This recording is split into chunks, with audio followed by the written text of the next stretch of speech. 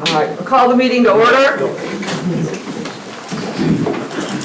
I'd like us all to bow our heads and take a moment of silence and open our hearts to the tragedy and the victims of today's shooting in Minneapolis. I would hope that you can have room in your hearts to help them find peace in this situation. The families, the victims, the medical personnel that work tirelessly to try to save lives, and the law enforcement officers that had to go in and rescue children and babies from a tragic situation.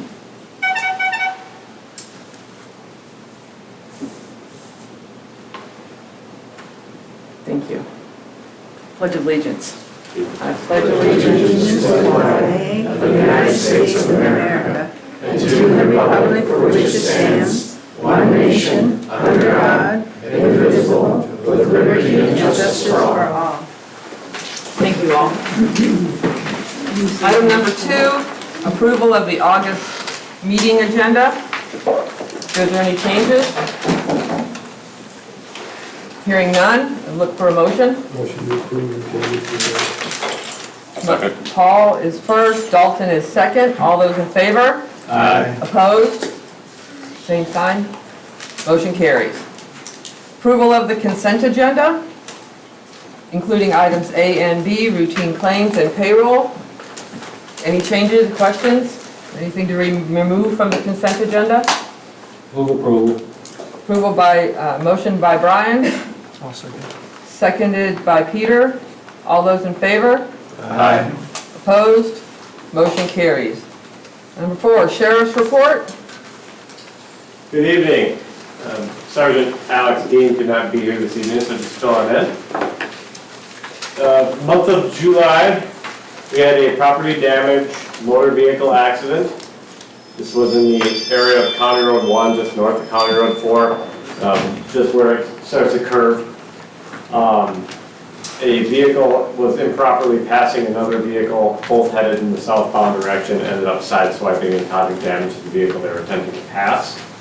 The driver was identified and cited for the improper passing. Additionally, we had one theft from the Sand Dunes Food and Fuel, the gas station just right over here. The suspect took 2 quarts of motor oil and left without paying. They have since been identified and were cited for the misdemeanor theft. All right, any questions from the board?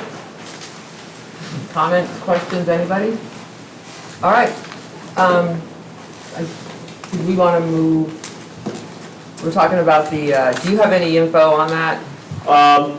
Briefly, I spoke with Alex, and it sounds like after speaking with Matt Albrecht in IT, that he believed the best route would be to provide the lockbox with the key, and then my understanding would be someone within our office. I would presume Alex would probably be the best if someone were to leave our employment, that we would simply change that lock and update it for the current deputy, so that way anyone that left doesn't have that access.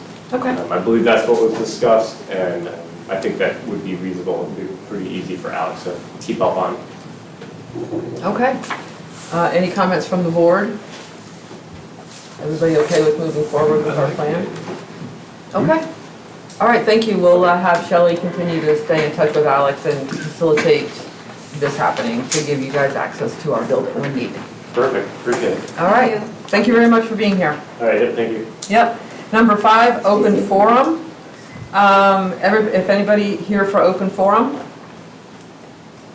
Anybody? Anybody? You have to ask so many times. All right, thank you. Moving on. Approval of the July monthly meeting minutes. There's any changes, questions?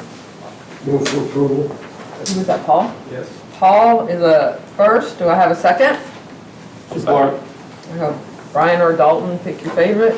All those in favor? Aye. Opposed? Motion carried. All right, regular business, number 7, Orrock Cemetery Association, discussion. like me to just stand here or go up there? Or Um, be preferable? If you'd like to maybe stand closer to there, Sure. that would be great so people can, and your name is, Lori Watson, okay? and I'm here representing the Orrock Cemetery Board. What I would like to do, thank you for inviting us. Okay, I'm gonna give a brief Oh, of course. what's going on here. So we were approached by the cemetery board to come and discuss with us the Orrock Cemetery, which is, if you don't know, it's right down the road down here. We thought that we would have, instead of having emails, discussions going back and forth, that we would come and they would be able to come and talk with us about their asks or their requests from us. And later on, I'll talk with you because I think we have a family connection. Oh, okay, very So, good. yeah, Sounds good. yep. Well, thank you for inviting us, we appreciate that. What we'd like to do is just present a brief history of the Orrock Cemetery.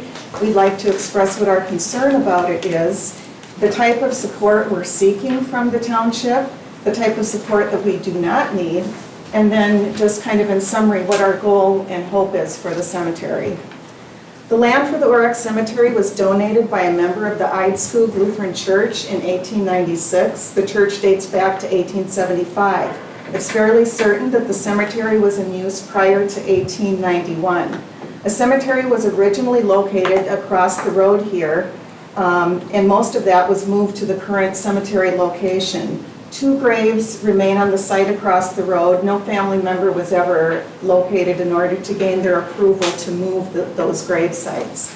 In May of 1922, the Orrock Cemetery Association was formed to receive, hold, and properly care for the cemetery. Orrock Cemetery is not affiliated with any church or any particular denomination and is considered a community cemetery. Elected board members manage the association, and election is held at the time of the annual cleanup. Membership in the association is granted with the purchase of a lot or a plot, and some of the plots were purchased by families several decades ago. And individuals that have deceased loved ones in the cemetery are still considered association members, although many are not active anymore. General care of the cemetery is assumed by the cemetery board and includes mowing grass, preservation of walkways and roadways, etc. So our concern about the cemetery is that as the years go by, the sense of community concerning the Orrock Cemetery has waned. This is not uncommon for many of the small country cemeteries. In 2022, we contacted several cemeteries, small cemeteries in the surrounding area. We were hoping to either find help if it was available or gain knowledge as to how to persevere. But many of them were experiencing the same challenges we are, which is how will we sustain cemetery operations going forward as association members and community involvement diminish. So the type of support that we're looking for from the Township Board, the most immediate need is to identify someone that is willing to be trained in the sexton role. The sexton marks the graves, ensures accurate interments and accurate marker installations, keeps burial records, files certificates of disposition, and maintains the master plot map. Our current sexton has been performing this job for 13 years. It is crucial that someone is trained in while we still have an able, knowledgeable person in this role. He is willing to spend time, train, answer questions, and assist with burials going forward. So one question is, does the Orrock Township Board have the capacity to either perform this role, or can you help us identify a viable candidate? Additionally, eventually we'd like to partner with Orrock Township to be the central repository for all Orrock Cemetery records. These records are currently kept on a personal computer in a private home, and we feel it would be more appropriate for these records to be maintained and safeguarded by some kind of ongoing government entity. We would also look for assistance eventually from the township in fielding calls about the records, availability of plots for sale, and other pertinent cemetery information. The type of support we do not need and we are not seeking. We do not need help with any maintenance at this time. We have the ability to get the mowing done, to remove trees, rake, clean up, and maintain the pump. We are also not looking for help with funding. We do not need taxpayer support. We have sufficient funds to take care of all of our maintenance needs, as well as being able to propose monetary compensation to a reliable person that is willing to take on the sexton's role. So just general information about the cemetery, it's about 3 acres. For the past 13 years, we've had an average of 7 burials a year. The average number of burials over the past 5 years remains at 7. However, just the past 2, they've been significantly fewer. So it could be that the overall number is trending down. We estimate that the sexton spends 3 to 4 hours per burial, which includes phone calls from the family, mortuary, grave digger, and sometimes the monument company. It includes going out to the cemetery to mark the graves as well as follow-up work to bring burial records up to date. Approximately 3 plots are sold per year at $550 each. Most burials these days are cremations with an occasional full burial. We have burial policies and ground maintenance policies in place. We have cemetery records that are up to date, accurate, and in good order. Roles are defined for our board members, and there is a plot map in place. So in summary, our hope and our goal is that the Orrock Cemetery Board is currently a functioning and effective entity. However, this board alone will not survive indefinitely if community involvement and support continues to dry up. Our hope is that we can establish a continuing dialogue with the township that leads to a joint venture between the Orrock Cemetery and the Orrock Township Board. The goal is that we will be prepared to ensure families will be able to count on burying their loved ones in the Orrock Cemetery well into the future. So that's basically what we're looking for. And we do have two members here, the sexton, Larry Watson and Kim Mitchell. They're both from the board. And I just wanted to open it up to questions or Okay. whatever. You have a big audience here. Is anybody out there willing to step up?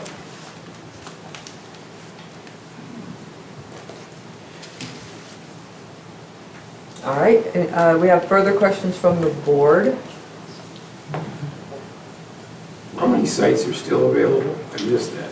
There are quite a few sites still available. Larry, would you have an approximate idea? I would say over 100 sites are available, yeah. And those are the ones that are actually plotted out. There is a square directly in the center of the cemetery that has not been plotted out, and that's because years and years ago, people thought that they might want to build a small chapel there. So potentially, you could mark all those out, which would mean many, many more graves available for sale, which would be more revenue, of course. Okay. What kind of a timeline are you looking for? Decisions, answers, ongoing discussions? What are we looking at here? Well, we're pretty open-minded about that. I know that Shelley mentioned there may be somebody who would be interested in contacting us and asking questions, just to understand a little bit more about the sexton role. That's the most immediate thing. And if we can get somebody involved relatively soon, in the next 2 or 3 months, that would be very good, before the snow flies, because we don't have a lot of winter burials, and in terms of just understanding how things are done there, it would be easier to demonstrate that when the weather is good. You mentioned a storage system on a computer. What program is that? We do not have our records on a database or in a spreadsheet. Right now, they're in Word documents, but they're in good order. They're in good order and they're up to date. So obviously, a spreadsheet might be more preferable, but again, these have been done at home, on a home computer, so we don't have... But it's at least digitized already. Oh, it's digitized in a Word document. Yep. Yeah. It's burial records, veterans records. I'll speak as a sexton. There are some, because the cemetery is so old, some of the previous records weren't that accurate. We do have a number of graves that we don't know where they're at. Like about 30-some graves that we don't know where they are, but you just dig, and if you find it's been disturbed, then you're just gonna have to make other arrangements. But all the other records, the recent records, like going back to the 40s and stuff, those are They're they're very much up to date and accurate.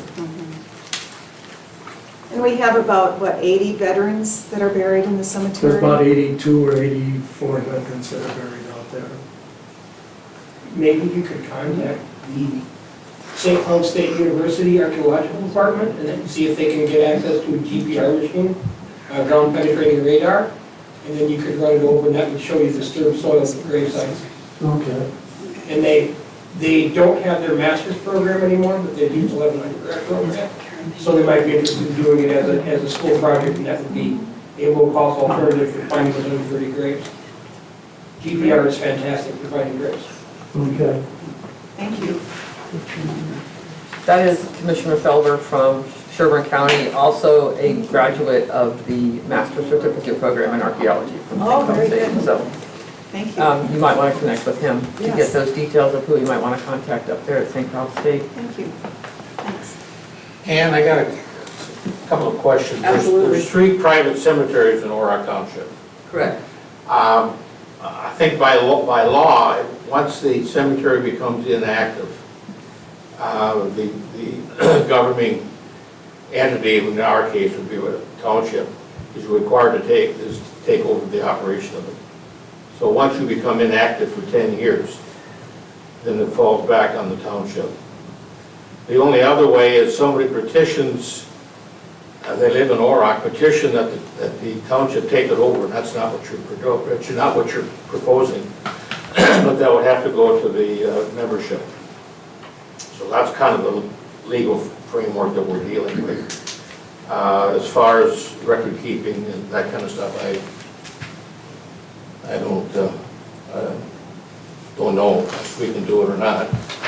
That would Just keep it- be an attorney question. the attorney. Just one But second. keep in mind that we got 3 cemeteries that ultimately we're going to have to address the same problems. Correct. And in reading the statute that she attached here, or Yeah. was attached here, yeah, obviously, a lot of this talks about the electors. So we have our annual meeting in March. In terms of taking anything, or we can't do that from here. So that is something that the electors, did you have something? I was just gonna add that, actually, Okay. I think in 2023, both you and Ryan, and maybe even Paul was at the Corey Ruby Yep. legal seminar, and that was discussed, and I just wanted to remind the board that you can't spend any tax money. Right. And the other thing, Brian is correct partially, the cemetery has to be abandoned for 10 years. Yeah, 10 years. Right. So there are, it's not a no, we're not saying no, and again, we're going to continue to work to try to help you find a sexton, especially someone that would be willing and lives in the area, would make it easier. That would I be know you don't helpful. live in the area. It's a 40-mile round trip every Correct. time Larry goes out here. Yeah, I'm aware that it's a distance for you guys to come out here, and as was stated in some of the emails that went back and forth, again, with an aging board, there are some concerns about that.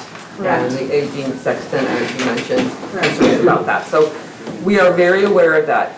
But like I said, unfortunately, from this dais, we can't make that decision. I agree, and I think, Shelley, you said you might have somebody that would be interested, at least asking questions. Fantastic. Oh, that would be great. And we can put information, what I would like to get would be almost a job, you gave us kind of a job description, and I think we can post it on our website, that you're looking, Orrock Cemetery is looking for a sexton. I know all of us have social media as well, if we post it on our pages as well. That would be great. We're looking, but we'd like to have the contact information, who would they contact if they were interested, how do they get a hold of you? Sure. And we can definitely start to facilitate some of that Okay. as a courtesy to the board, your board.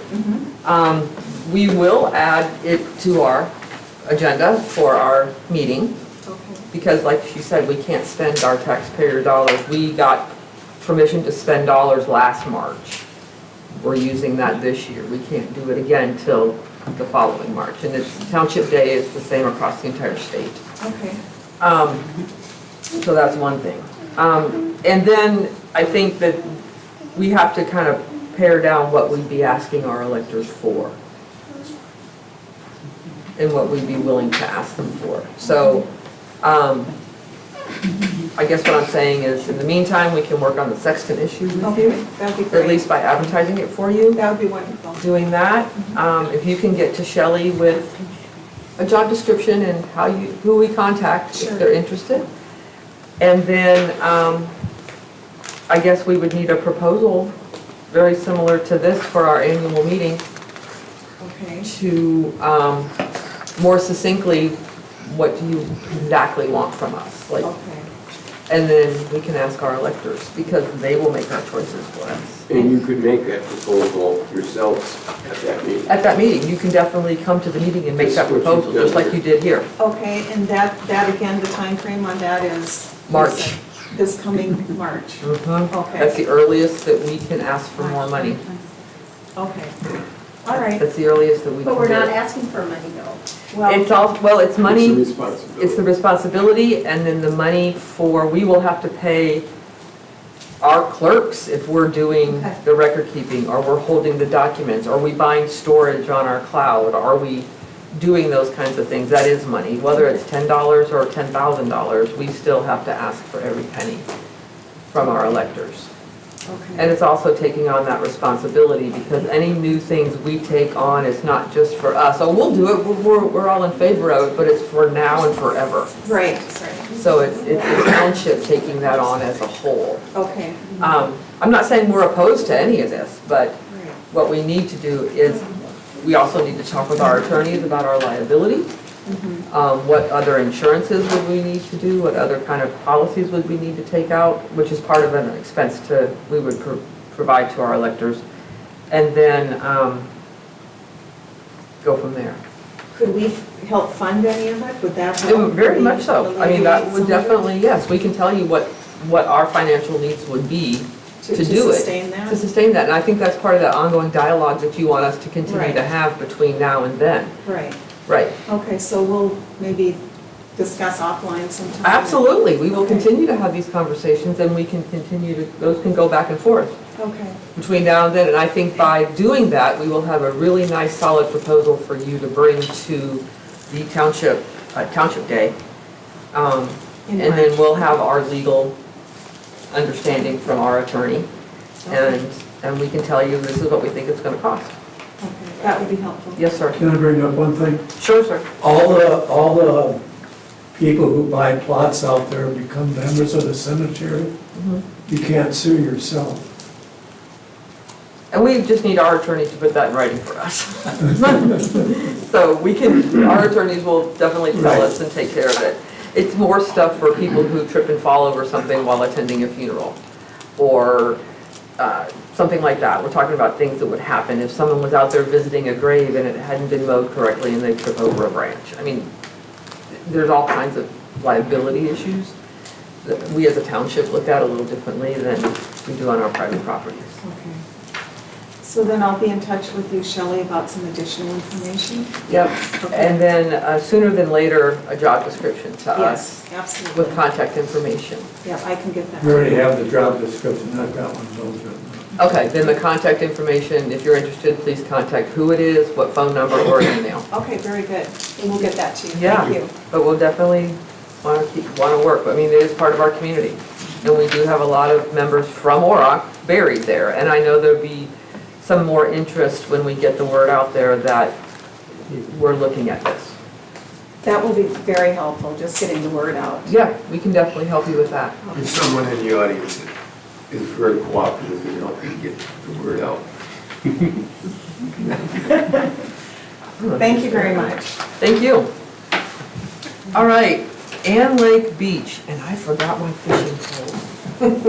Greg, Shame on you. it's Greg's fault. I even texted him this morning and said, I didn't know I had to stand up. your name and what you're here for. Steve Lockenhopt, I am president of the Ann Lake Association. We are here to have a discussion about responsibilities at the landing. where we're at, where we're probably going, and wondering if there is any mechanism for the township to help out, whether it be picking up responsibilities that we have to pay for, or monetary compensation. We're at a situation where we have been successful in maintaining that landing. We mow, we pay the electricity, we pay for the security light, the garbage, we pay for grading when we have a good gully washer that washes out, well, as best we can. A lot of the water comes down the road and just washes that out. We do have a local guy that does do some grading for us. Unfortunately, we are at a point, at a juncture now, where we have more and more aquatic invasive species that are coming into that lake. We've been fighting curly leaf pondweed. Well, I've been doing it since 2015. We were successful in getting grant money, for the most part, from the county until that dried up, no longer available. That costs us about $2,500 to $2,800 a year. We don't have that money. Now we have zebra mussels. I don't know what that's going to bring. And now, unfortunately, this year we have purple loosestrife growing pretty much everywhere, which is going to have to be addressed next spring. And the reason we have brought this up is to try to start discussions about what are the options. I mean, I understand there's an agreement that was signed in 2016. I understand our responsibilities under that agreement. We've lived up to those responsibilities. But we're at a point real soon here where we're not going to be able to do it all. So we have discussed what are our options. Do we just walk away, turn it back over? We don't want to do that. We take a lot of pride in that lake. It's probably one of the best quality lakes in Sherburne County, certainly in Orrock. So I don't know, I don't have an answer. I just don't know what is the best way to approach a solution to try to allow us to continue to keep the lake clean and continue to maintain everything that we're maintaining. Well, I appreciate you being here. I know you and I spent a lot of time talking on National Night Out and just sharing your experience. I also, there was a big history lesson went into finding all the agreements and looking at everything. And I know Shelley did a lot of work on this. And I agree that we didn't know that's where you were in your situation before you talked to Shelley about this. It's good that we know. I'm sorry that you're in that situation right now, where you're at. But you're right, there is some discussion that needs to be had. So, board members, what are initial thoughts? Is the actual landing in Orrock Township property? It's ours. Yeah. Because I know last year we did some grading down there. That we had a major blowout and we couldn't afford the fills, and you guys helped us out And then there. we're doing, there's some erosion on the east side of the, I forget what road that is. You get a lot of erosion coming down the road. We're looking at that as well. So really, we own all of that. Yeah. Right. So we own all of that. Here's the clubhouse, here's the toilets, and then, yeah, you own everything into here. Right, and you own the building. No, We paid for the building They paid and for the we building. put it up. we own it, but I think they paid for it. Yeah, they paid for it. And they maintain it, and they do all that. So Brenda would probably, I think they paid for it. Did Orrock own the building? Yep, we own the building. I would maybe, if you guys wanted to have a discussion with the lawyer about renewing or changing this agreement, because Well, we have contacted our lawyer, we are having those discussions. We did start that discussion, like, with, what do we need to do about this? True, and, you know, I would say that it might be a moot point. amending that or changing that until we can come to a conclusion on what we're gonna do too, you know. Well, I think it's gonna start with, you've told us the difficulties that you're having. I think very similar to the cemetery, what do you want from us? I mean, we need to know, what do you want from us? And I think your lake association could tell us, this is what we want. We want you to pay for this, we want you to maintain this, we want to do this is what we'll be responsible for. And I think that's where the negotiations might start. Okay. And we're more than happy to do that, because both of us are not on a great end of this, right? No. Because if you walk away, it's all ours. If we don't, if we don't help you, you know, it is a landing for everybody. Yep. I know you've been getting a lot more pressure over there due to what's been going on at Eagle Lake. I know we had those discussions, and not that you're not welcoming the people, but there's been additional things that have been happening over there because of it. The bigger boats that maybe don't fit on that lake, or, We have been getting boats that, well, now we're starting to get wakeboard boats, which is just gonna kill that lake, but we're getting 24 to 26 foot Ranger boats with 400 Mercs on it. It's a 180 acre lake. it's not big enough for that. They're actually, they have destroyed the actual landing itself, and that's not something we can fix. We just can't afford it. We fixed it once, probably 10, 12 years ago. We have repaired it with rock as best we can, but these big boats come in and they just destroy it by power loading. Well, we fixed it in May, and by the 4th of July, Yep, it that's was right. ruined. It lasted a little over a month and a half. Mhm. And, you know, not that they don't have a right to be on that lake, but they don't have a right to look at a sign that says no power loading and have them go ahead and do it and say there's nothing you can do about it. Right. So I don't know what the answer is.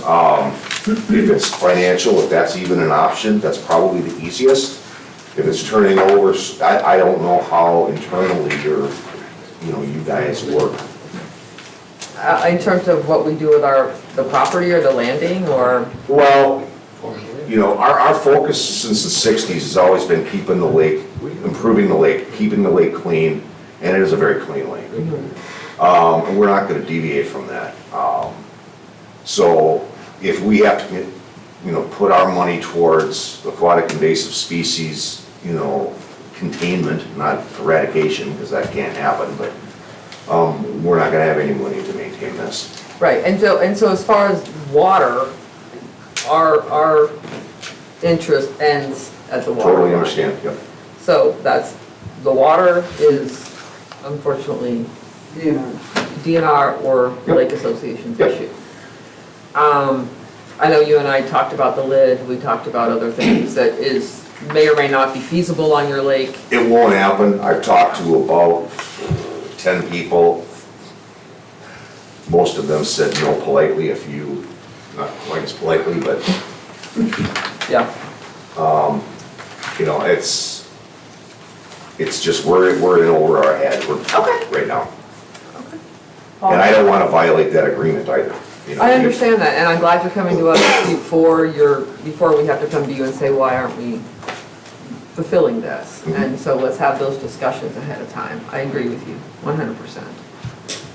I'm not saying I support this idea, but the Orrock Township through the county, there is a Parks and Recreation money. And I don't remember how much is there for Orrock Township. Because there was a discussion a few years back. Are you talking about our park fund? Yes. I'm just saying, I'm not saying I support that idea. I'm just saying that there was money there and there was discussion of what we could do with it at one time, and we didn't really have that much of a discussion on it. But there is money there, and I don't even remember how much. Yeah. Well, and there are people. I'm thinking of the landing, is what I'm thinking. Yeah, the landing was dedicated to the public. You guys dedicated that to the public.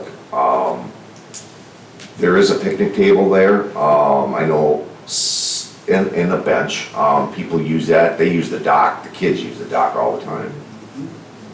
The dock is yours? Yes.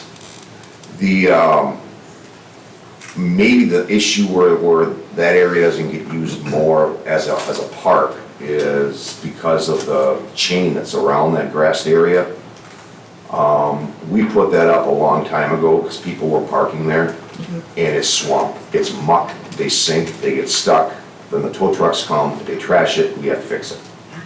So, you know, it is for the public, I understand that, but And you and I had that discussion because a woman came up to me at Night to Unite and said, this was so great gathering here, I don't know why we can't gather here more often. And I'm like, well, why don't you? And she's like, because there's a chain.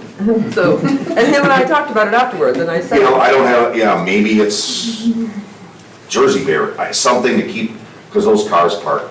or it could be, please enjoy, a sign that says, please enjoy the area, pick up after yourself. That Pedestrians only. pedestrians only, or something that allows them to know they can go in there, but not park there.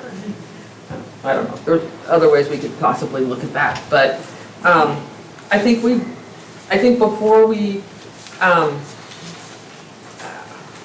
go it much further, we have to kind of know what would be in your best world, best scenario. Yeah, you want that in writing? Be nice, yes. Yep. And this is a conversation, I mean, we're committed at some point, you know, to this agreement. So this agreement still stands. And so looking at modifying any of this,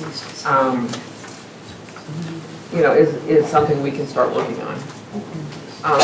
And letting us know what you want from us. Is this something that has to wait till March, till the annual meeting, or since we already own the property? Yeah.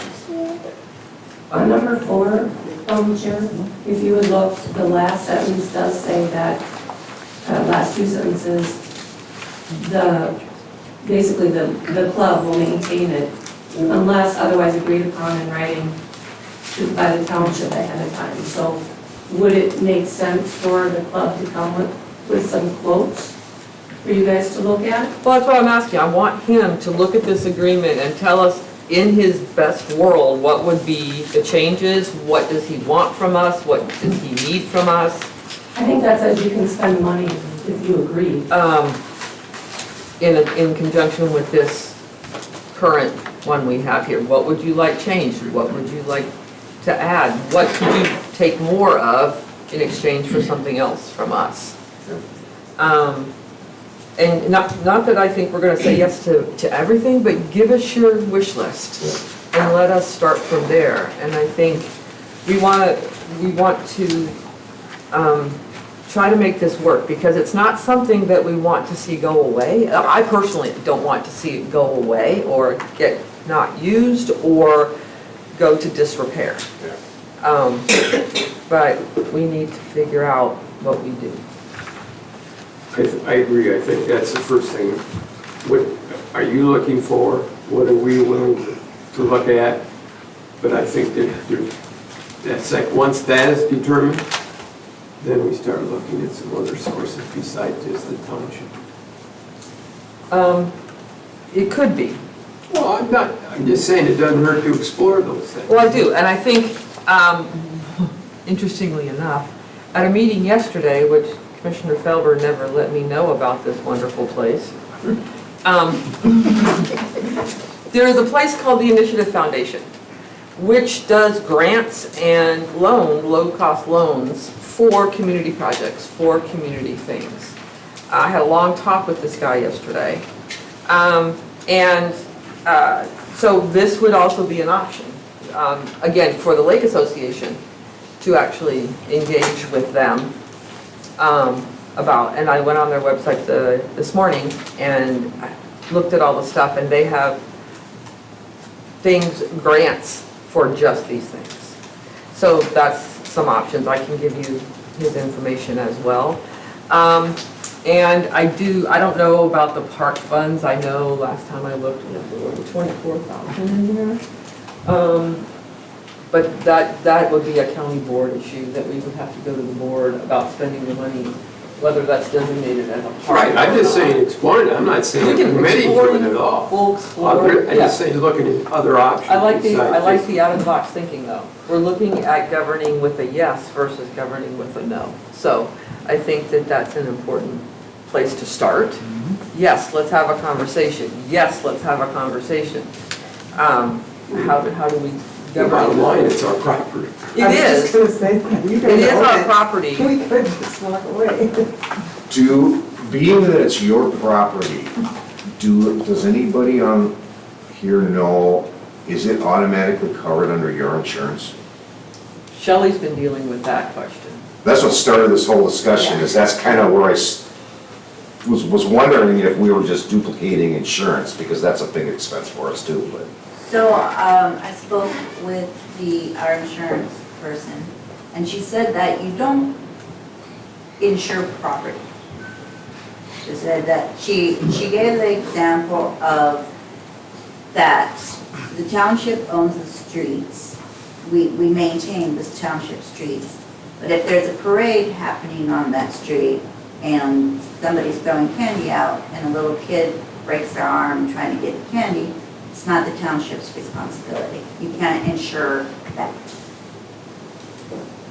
So So we don't need insurance? for everything else, we have insurance. Well, that address is on our insurance policy for the building.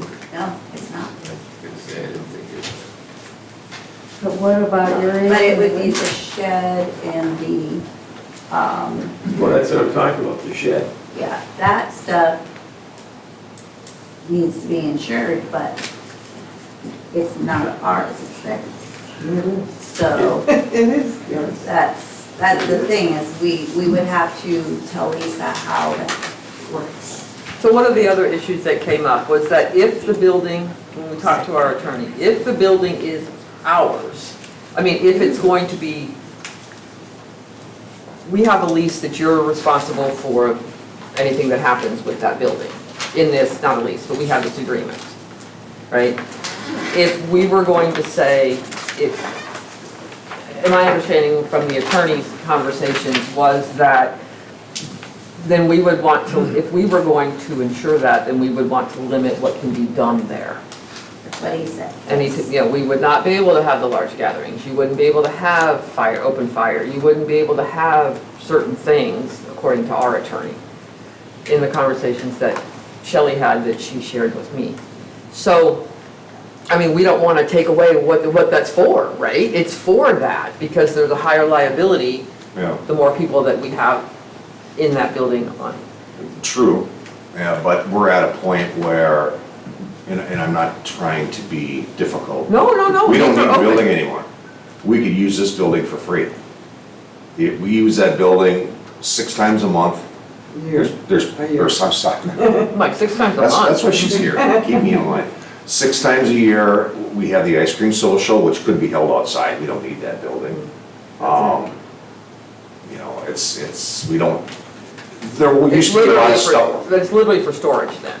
Well, it's not, we cleaned most of the old stuff out. There's a refrigerator, about 5 picnic tables, and that's it. So a storage facility. And in the interest of time, why don't we, again, have him put down his wish list? Absolutely. And we can, subcommittee or whatever, take a look at the whole issue. Another thing, and ma'am. Lisa said it depends on whose name the title of the shed is in. Okay, do we have a title on that, Sharon? There is no such thing as a title on that shed, I call it county. What I know is our past president, who is no longer with us, applied for the permit. That permit was reviewed by the county. Somebody somewhere, and the penmanship looks like it was at the county, crossed out his name, his address, put the township's address on it. Okay. The permit was approved under a couple of conditions. One of them was the township needed to survey because the county had no record of that property boundaries. Okay. The other one was you were required to sell it to us. Okay. We didn't do that. All right. I didn't And either. I'm not an attorney, So I think, but I sure took it that we own the property and the building, because they signed it off when I signed this agreement. Well, we are going to dig a little further. That's fine. Let's start with your wish list. That's fine, yep. I don't, I do not, personally, I do not think that you were being difficult. I think that's what these discussions are exactly for. What is your perception? What is our perception? Let's work together to come up with a solution to this. Because we'd like to continue doing what we're doing, and And we'd like you to keep doing the work, so. I'm sure you're right. Let's be real about this. So we understand there's a cost to that. We get that, Okay, okay? I appreciate your time. You bet, and I'm gonna get you my fishing pole. I'm sorry. All right, moving on. So, C, safety deposit box. So I get a phone call from Shelley one day. She says, hey, by the way, do you know we have a safety deposit box at the bank?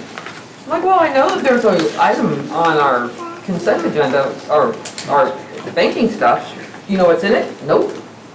So we tried to go over, but apparently we need to have a resolution or a document signed by this board, a resolution updating the authorization for the treasurer and other town officers to operate the safe deposit box at the Sherburne State Bank. Brian, do you know what's in the safe deposit box? No, I'm surprised we even use it. Does Well, we may not need to. does Brenda know, because her name's on. Brenda's right there. What's in it, Her name's on Brenda? page 3. We used to, when we would get new flats, the certificates of deposit that we would get from the developer, we would slide in there for safekeeping. It may not be needed anymore. Do we know if anybody's ever cleared it? I guess Shelley knows. Last time I We'll was in figure it that out. was for that development that's out on 21. All right. I'm pretty sure that certificate was removed from it. All right, so if we can get a motion to, on the resolution. Can I say something? Sure, Shelley. The first thing is, right now, there's only 2 people. It's Brian and Chris on it. So all 4 of us don't have to be on it. It's just whoever wants to do it. But we do have, whoever is signed has to be part of the finance committee, which is Paul, you, me, and Kelly. Got it. Has nothing to do with position, it has to do with the finance committee. Yes, that's what the lady at the bank told me. Okay. All right. I move we adopt the resolution with the 4, with the treasurer, clerk, chair, and vice chair. All right, we got a Second. motion. Brian, second by Dalton. Any other discussion? Yes, Okay. I think this should be put on our reorganization. That's a good idea. Okay. I already have it. All right. So we can not put that as part of the motion since we're done with, she did it already. So, all right, all those in favor? Aye. Opposed? Motion carries. Can you change the spelling of my name on the bottom of that document? Okay. Thank you. Thank you, ma'am. Okay, item D, IT update information, Madam Clerk.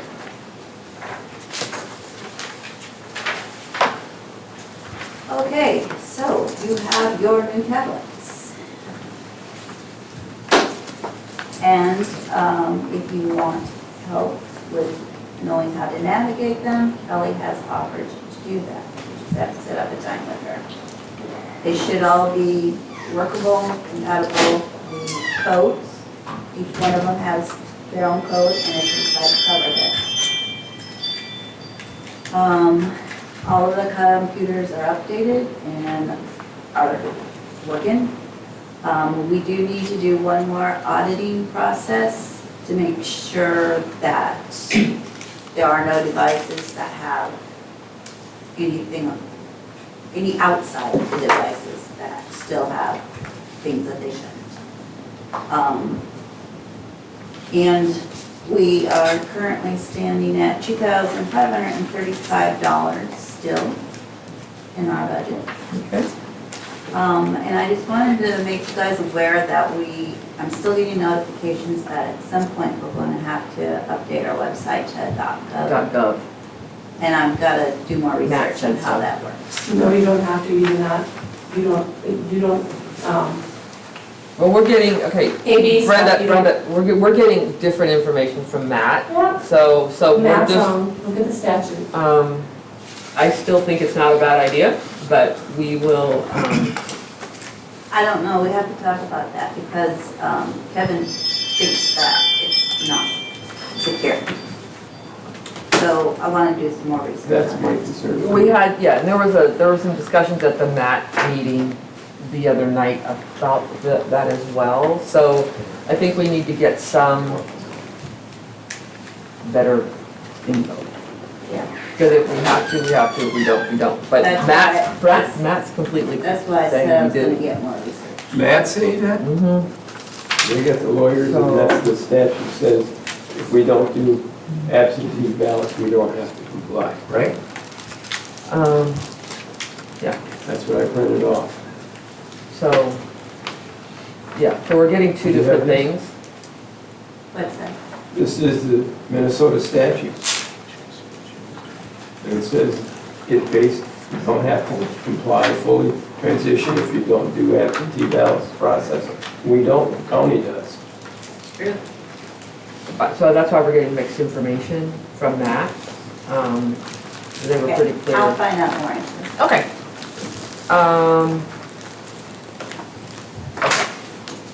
So that did not require a vote or anything. No, I was just letting you guys know what was going on and Fantastic. Recycle Day grant reimbursement. This is for information only. Our Recycle Day costs were $11,647.68. Our grant reimbursement was $8,000. Our net cost to the township was $3,657.68. And then we have the reimbursement letter from the county. Anybody have any questions? Very worthwhile project. Absolutely. With that being said, on Recycling Day, I will let you know that there is a mattress collection date coming up, September 6th from 9 to 1 at Vonco 2 in Becker. We will put that information on our website. But that was highly attended last time they had one. So they're doing another one September 6th. Moving on. Legal fee increase. Madam Clerk. so I got a letter from our lawyer, on January 1st, 2026, the price will go up. It's about $10 an hour increase to what we pay now. Just wanted to let you guys know that. And see if you wanted to make any changes in the future. $10 or $35? We pay $285 an hour. We pay $275 an hour now. Oh, so it's going for our up to general legal work. $285. So Okay. it's going up to $285. Okay. Development work is other stuff that we don't really use very often, Okay. which is kind of an outside source, I think. Okay. Mostly what we use is the general legal work. Okay. Any questions or discussion? Nope. Okay. Landscaping update, item G. So Franny stopped by last week, she checked out the progress. She said everything was really moving along nicely. As you can see, we're gonna have a lot of seeds. And next year, we should have more of the purple and the pink flowers besides just the yellow. She said that in next month, they're gonna come and take out some more noxious weeds. And then we don't have to do anything until around mid to late April. And then she said everything should be cut down then, Okay. We'll get a reminder about that. I'm sure. Thank you for staying on top of that, Shelley.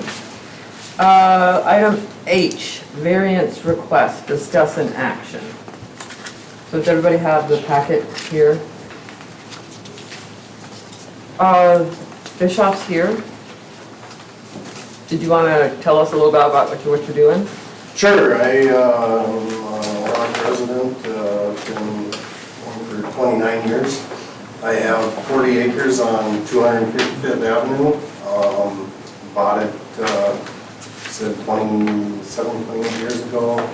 Raised my family there, and it's always kind of been in the back of our mind that it would be a kind of a retirement plan for my wife and myself. We've decided that we'd like to do a simple plat of 3 2.5 acre lots on it.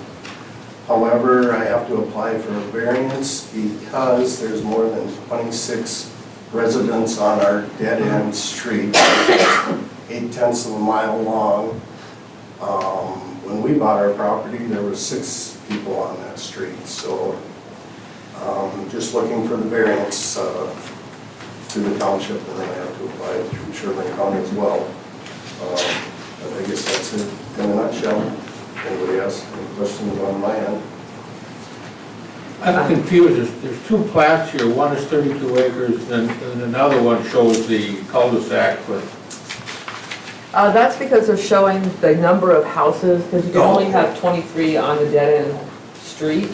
So them adding their 3 additional is gonna make 26, which is outside of the ordinance for planning and what is zoning. this, that one with the cul-de-sac, is that's different property? No, 255th is, like I said, 8/10 long, has a cul-de-sac at the end with the Federal Wildlife Refuge and the river. So it can never be a pass-through street. It's always gonna be a cul-de-sac. And I didn't know about this ordinance of less than 26 street, or Less than 23 residents lots on a dead-end street. on a dead-end street. And adding your 3 will Like I make it said, I've been there and 26. seen 25 other people move in on my street, and now I'm not allowed to use my property the way I'd like, so I guess that's why I'm applying for the variance. So the property that I'm talking about with the cul-de-sac is east of you, is east of this, east Yeah. of your 3 lots here. This is my 39.75 acres, and you see, oh, so the cul-de-sac would be, It's down, it's off picture here. Do you want a Yeah. different picture? Yeah, there we go. Right, so there's actually 2 cul-de-sac issues. There's this one here, which doesn't really count, but the cul-de-sac they're talking about Is is down on the- right here. Down here. It's Then down here. Federal Wildlife Federal Refuge. Wildlife Refuge. Down by Okay. So your it doesn't even show. It So that doesn't show. cul-de-sac will, It's down here. yeah, and it will always be a So cul-de-sac. this other one with the 2 cul-de-sacs, Yeah, that was developed, that's not germane to this issue? No, there's this cul-de-sac and this cul-de-sac, and But those don't count towards the road up there, is what we're saying. Well, no, They count they as- do as part of the 23, so Yeah. was getting some. exactly. So when you start to count them here, and then these count because these have no out any Except place on but here. 255th Avenue. So that's the concern, is that these count. So even though they're not technically on the road, they still count. Even though they're not technically on 255th, they Right. count against The 23. the 23 lots. Like I said, I bought my 40 acres back when there were only 5 other people on that street. But now, you know, The 40 next to you sold. the 40 next to me sold, they developed it, which now I can't Yeah. do what I'd like to do with my property. Because none of those roads go out except for that Except one off of 250. 255. I mean, obviously there's septic issues that, Well, the other issue is, well, obviously for Darrell Snow Plowing, you get these long cul-de-sacs. And this, I don't know if this affects him or not, but I think the county now is, if a road is over, it's either 1,400 or 1,600 feet long, they have to have 2 ways in and out. Can't be, obviously this is, far exceeds that 1,600 feet. but that's, it's a county. Well, but, you know, this is, still goes to the, I mean, And you're talking about. Right, Darrell but it Whetstone. can't go anywhere this way. So We you live can't on the open street. up that end. Oh, this is history. Yeah, Darrell's one of my neighbors. Okay. Yeah. It's just down the street. Yeah, so, and that's the problem, you can't open to the other end to get out. Well, that's true, but now do we want to complicate it by adding more lots out there? I mean, you've got a bad situation, we're gonna make it worse. Well, there's a lot of this, and again, I am all for people doing what they want with their property, 100%. And again, as I said, I want to govern from a place of yes. I think this is really, quite honestly, going to be your fight with the county, then it's going to be with us. Okay. Yeah, you're, This is not our fight. I mean, we don't get to say yes or no. All we get to say is, you know, and do we have any comment? Yeah, we give opinions. We can give a Well, I'm looking comment. for a positive comment then, because I've already spoke with zoning on several occasions, and at this point, they said they don't perceive it to be an issue. I mean, I don't know how many people have been down 255th Avenue. P and Z, very planning and zoning is gonna call the shots on this. We make a recommendation, but ultimately, Yep. they're the final say. Sure.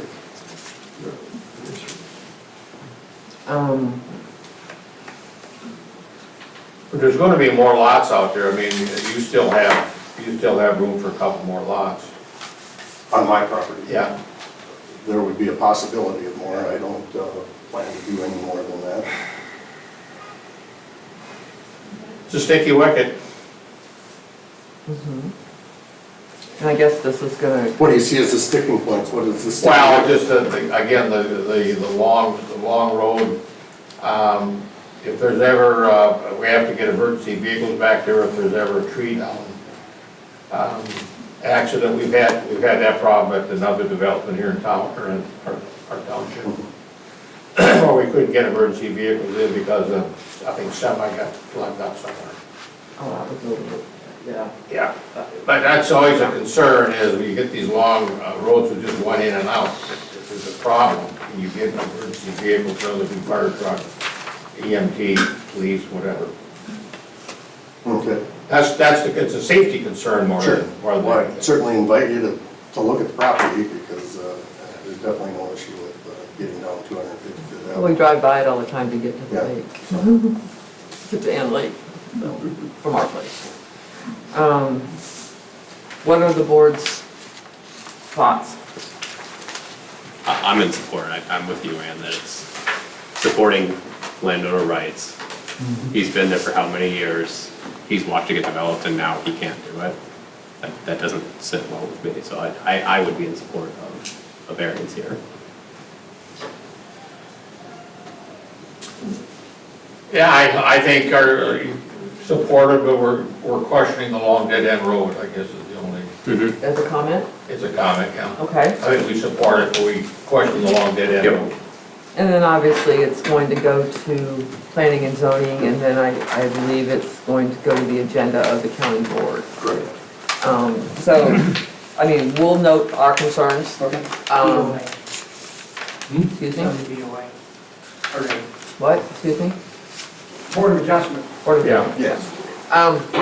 So, I mean, we will put our favorable comment with a concern about the Okay. length without an out on the other end for emergency vehicles. But besides that, if there's any other comments, concerns, Brian, Paul? Okay. Okay. It does show what this would be the tree that I would be developing, so it doesn't show the length of the road, but if the length of the road is your concern, I mean, we're only about halfway down to the refuge, so I mean,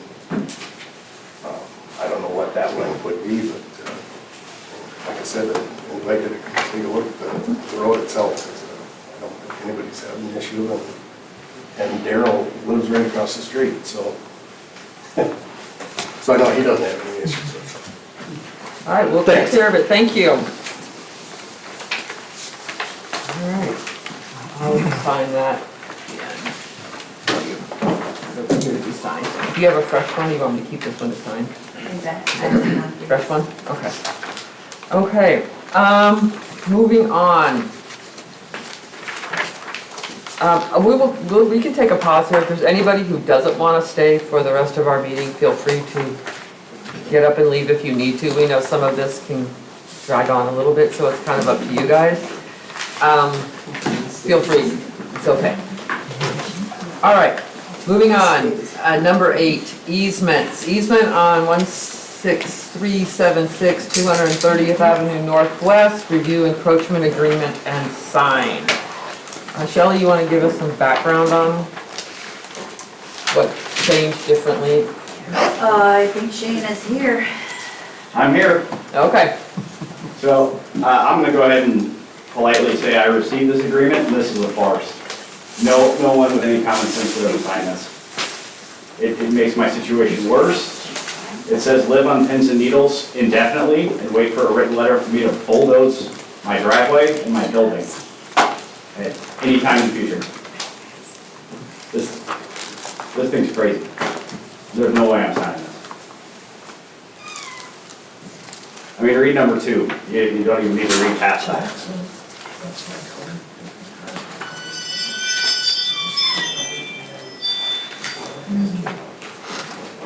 comments? My thought is with number 2, it's not that we are saying he has to bulldoze anything new. We are essentially in this saying he has to bulldoze his existing if we have a road letter on number 2 there. Because it's saying the existing structure. You can't expand what's there. Yeah, Yeah, that's all we're saying. That's not what this says, sir. Well, I guess my comment is if he's saying he didn't sign it, why are we discussing it anymore? because he still has an issue. But this is the recommendation from our attorney. Right? Yeah.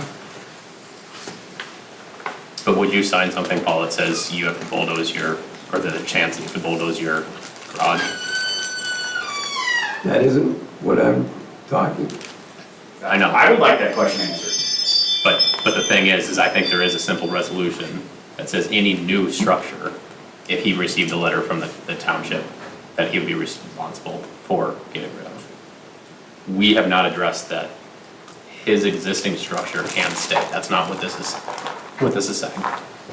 I know, but if you remember, if I'm remembering correctly, last month, you talked about building, maybe enlarging that building. No. I did not. No. It was said anything that I did additional, I would have to come back and get another agreement. The agreement was if it got hit by a tornado or something like that, he could rebuild with the exact same footprint. Exact same footprint. That's can't what we said expand. at the end.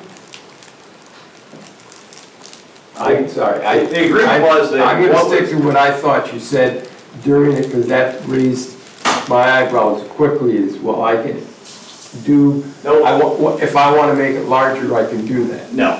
The initial point of all this was so I can get a clear title. I can't get a clear title with this encroachment. When we spoke last month, essentially what I walked away with was what's there now would be agreed to as it stands. No enlargement, no expansion, no nothing. And anything I changed within that easement, outside of that, I'd have to come through this process again. And I was okay with that. I gave you guys the money, we got the lawyer, and I got this. The only thing I recall about expanding was we talked about the driveway. And we said if he ever wanted to pave, because that was something Shane brought up about paving his driveway, if he wanted to expand it, he would have to come to us for permission. If he wanted to pave the driveway as is, he could do that.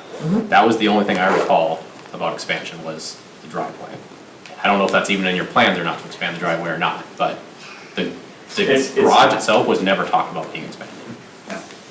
I was under the impression that we were, again, the tornado thing came up, or any other such damage, tree fell on it, whatever, that he could never build past the current footprint.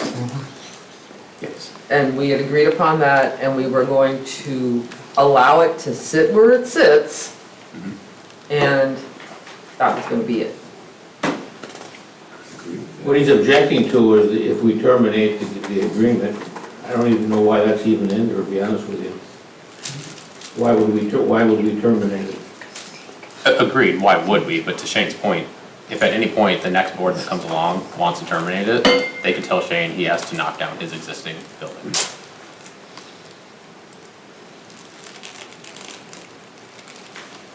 Well, do we need that termination sentence?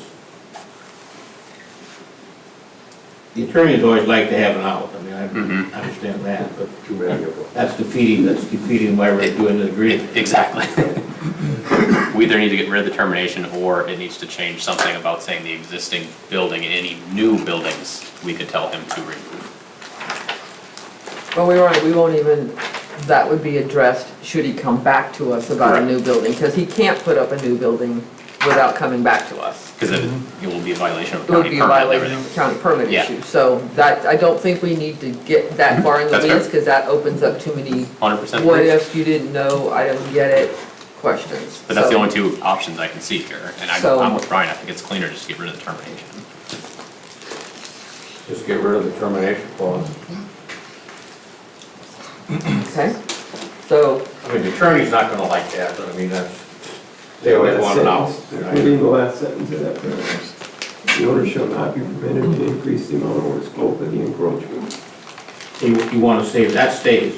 I'm That only stays. talking about we're the, going back to the word notwithstanding. From there, are you talking about from notwithstanding?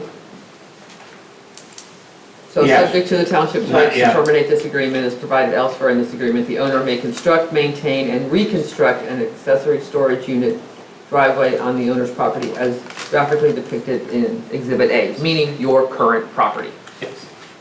Then notwithstanding And then through, you're talking about striking the rest of it. except for maybe the last sentence. Leave the last sentence. yeah. They can't permit it to increase. the amount of scope. Okay, of so the we're gonna encroachment. strike from the word notwithstanding up to the last sentence. Yes. And that basically nullifies point Number 3 is supporting for, Yeah, it's the consequences of number 2. right. So I don't know if there's anything in there that we would need if we got rid of that portion. And then item F under number 9.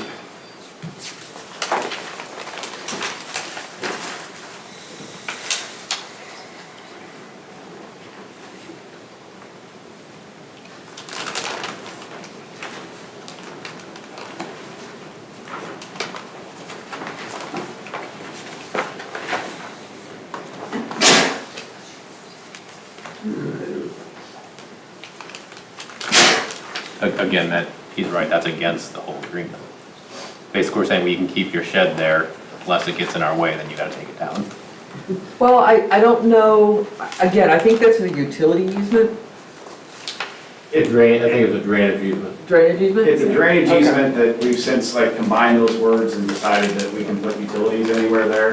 And, guys, this was way before you and I. The township's had 45 years to use this as suggested in 1979, and they've never done it. Well, So, Again, okay, It's a and drainage that- easement, that it's to doesn't matter. protect you, it's for heavy storms, water sits in this area. That's what it's for. but it doesn't. Well, well, There's no structure there. again, we're not giving up the easement, so that's not gonna happen. I'll tell you that right now. And what's the pretext for that? Well, an appellate court decision that just came down recently, which we were gonna discuss later on a different issue, that even though a township, the land may consider abandoned, if it's still ours.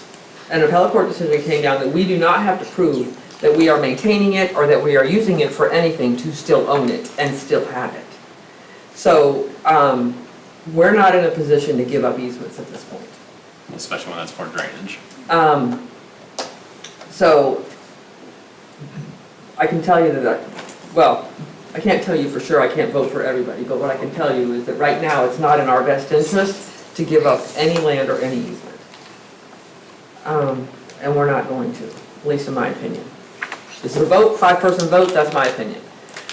But, what I can say is that we can give you the right to be on our easement.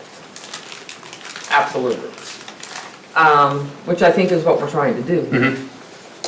And preserving things for both of us. In terms of the one in F here, I don't think there would ever be, I can't ever say ever, but,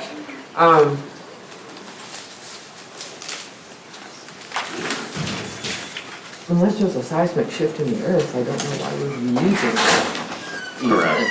But it also refers to paragraph 3, so if we're getting rid of paragraph 3, can this even stand? Then F doesn't apply anymore. Yeah, that's what I mean, that's why I think we have to get rid of that too. Okay.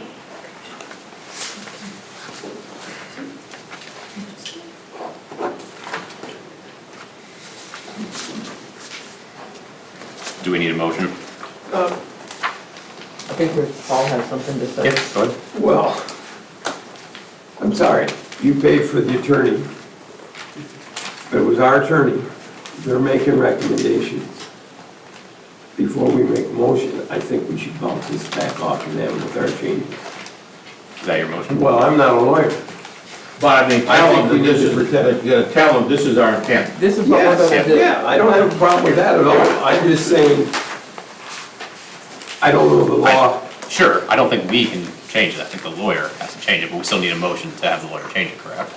And I do think we do have to have a motion to we would accept the modified encroachment agreement with the changes noted, so that we don't have to wait another month to get him an agreement. So, and that our intention is to sign this with the changes. So as long as the lawyer agrees, then we go to Shane, and it's in Shane's court to sign. Yep. And we don't have to come back. And that can barely be done, that can be done fairly quickly. So that's my motion. And if the attorney wants to reword it.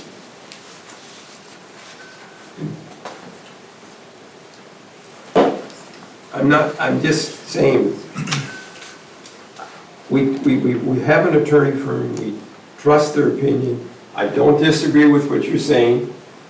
I don't disagree with what the board's saying, but I think we should let them look at it, or let the attorney look at it one more time, and then if they say approval, then fine. That's what we're If not, but I also think we need to make it incredibly clear that we're kind of going to do this anyway.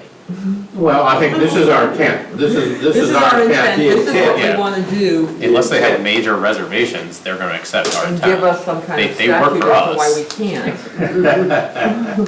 I mean, if they give us a statute that says that we can't do this, I mean, That's one thing. that's but- one thing, that's something different, but I think that barring anything else, we just want, look guys, we just want to give him permission to use our space on his property Get a clear title. and get a clear title. Yeah. This is what we want. We should include with this thing though, the current aerial view, so we know where the building is and where the, This one? oh, yeah, is that in there? Yeah, Okay. It's in there, and then I marked up the drawing from the county. and then there's a second one Which- from the county. This is what, That's obviously this rough. is the one that he's calling Exhibit A, because this is all Yep. Okay. Bob had. Right, and then now we And have, then this is the aerial The aerial. view that Shane sent. All right, okay. correct. But I would like to, okay, so the motion, you seconded it, I'll Dalton? second it. Further conversation? know what the motion is again. The motion is that we will, our intent is to sign this encroachment agreement after being reviewed by our attorney with the changes that we have made.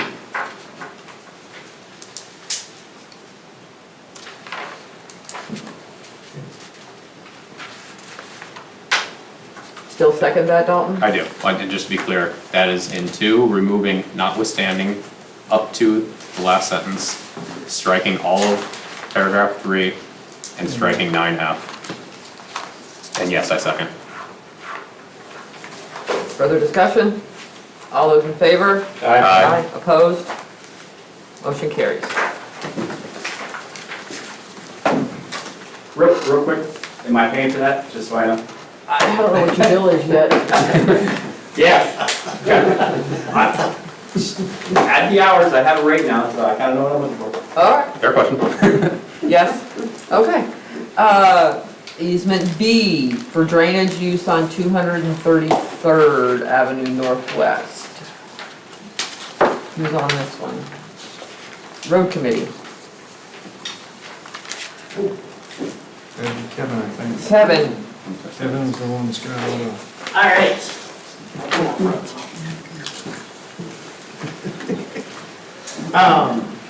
So we got a quote back from Daryl, and then I also got a quote from TS Dirtworks.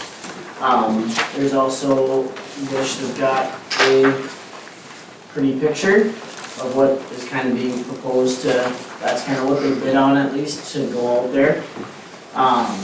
Daryl's quote came at just under 44,000, so $43,940.60. And then TS Dirtworks was at $61,905 even. Are they both bidding on your specs? Yep. So they're compliant with your specs? Well, plans, I didn't put a spec. Yeah, but But yeah. here's what they're bidding on. Okay. Yep, yeah, they both got this picture. I gave them a rough idea of quantities, or very close as we could get at the time we had, so they were both bidding on, I gave them like the 7 items. So you can kind of see it in TS Dirtworks a little bit clearer there. So it's mold, clearing, grubbing, 12-inch pipe, an apron, some riprap, and then 2 structures and 2 casting assemblies. And then reestablishing the turf. So,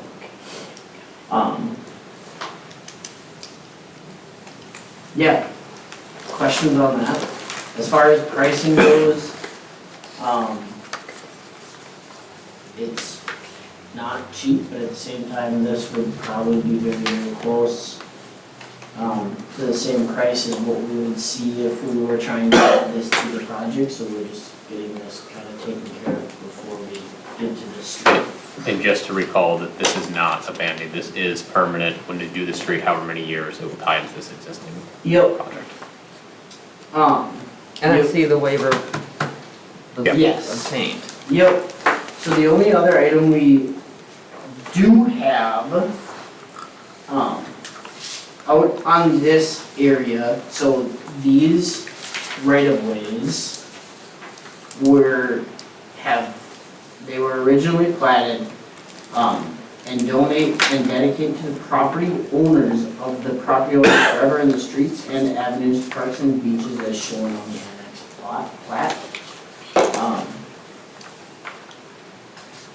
That makes it a little bit tricky if we have rights to go down where we're proposing to go down potentially. Could you read that again? So, have caused the same to be surveyed as part of the Eagle Lake Shores unit numbers 1, 2, and 3, and do hereby donate and dedicate to the property owners for the property owners' use forever the streets and avenues, parks and beaches as shown on the annexed plat. 1948. Yep. So that's the property owners, not necessarily Orrock Township.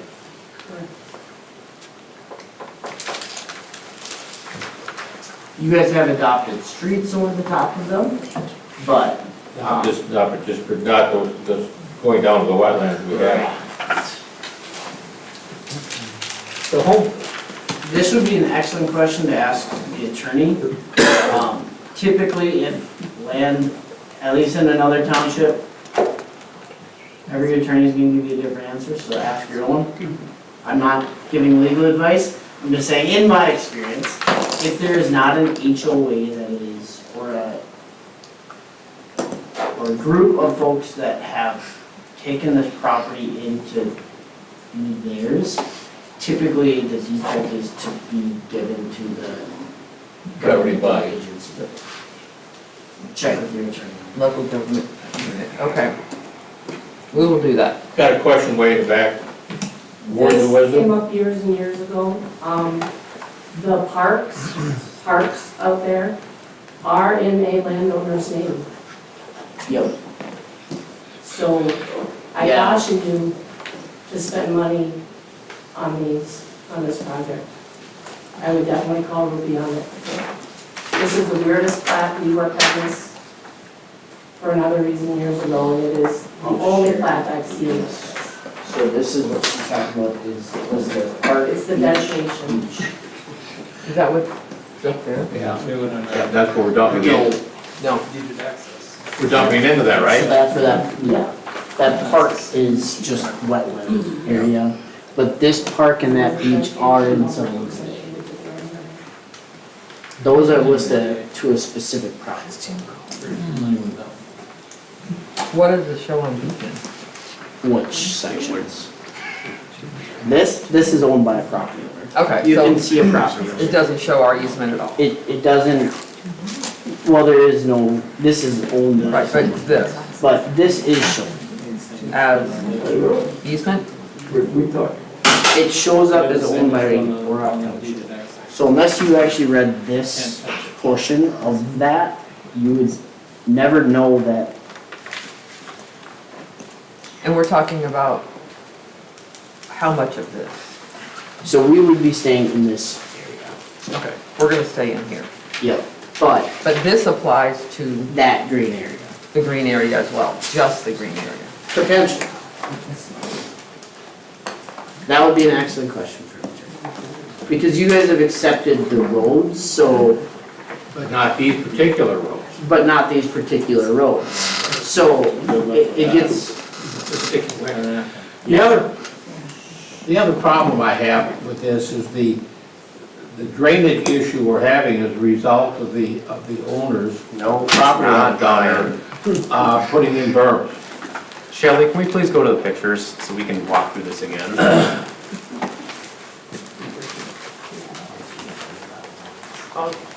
Is this ours? It's mine, but you can have it. Yeah. So this Water yours? drains to Yeah. this side. The road is slanted here, which means the water's pooling here. Yeah. Where Brian's talking about is here. The water has to be 4 inches deep on that road before It it used to drains. drain, it used to drain to that end property. But it's still before they put 4 berms inches up. deep, Brian. Huh? It's 4 inches deep before it even hits that berm. Yeah, that he put a 6 or 8 inch berm I in. get it, Brian, but there's no water here right now. You can see it. And there's a 4-inch puddle over the road. It drained fine until he burned up his property. That's all I can say. So. It's And not. I have, you know, it's against state law to be changing direction of water. And I have and I know this is a problem, we should take, somebody's got to take care of it. But I question, should we be spending the taxpayers 40 grand to take care of a problem that somebody else created? Now, I understand he built a nice house down there and he wants to protect it. But I'm questioning, is that wise? And then now we come with it, you know, with The water starts on the left-hand side, Brian. yeah, I'm totally aware, I've lived down that area for 20 years. I know that, and I'm totally aware. it pools up over the road, and until it's 4 inches deep, it never even touches that berm. Well, you and I disagree. 4 inches is way too much to be pooling up on a road. We've got pictures of shoreline going through this property 10 years ago. That's great, and it's more than 4 inches on the road. Anyway, I think we got a bigger issue Hey, here. guys.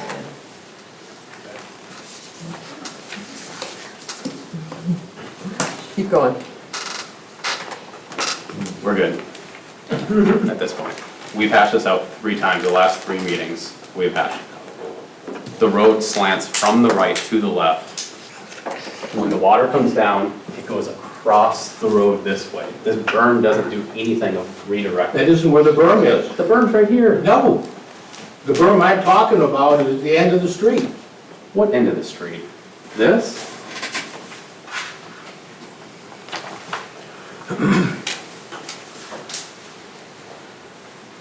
He put a 6-inch berm right through here on his property line. He's flooded this house out a couple of times. Okay. That's, the berm here is creating the problem. It isn't over here. Okay. But what about this right here? This is what used to be ditch. Yeah, but it's all plugged up because they put a berm on his property way back here. Which one? The house here, here, or back here? One back here. Okay. By the way, I'm up, just a minute, this is going, yeah, you're looking at. oh, here, this is the berm right here we put in. This is looking east. Here's the property, you know, he put this berm in here. Everything used to drain down this way. This is the berm he put in that plugs up that whole thing. But the water's coming this way, Brian, across the street. It comes down the street and pools up right there. Yeah, because it has to, because it used to drain through here. Once he plugged it up here, that's the only place it It's can going go. to drain through all of the yard. It's going to sink into the sand.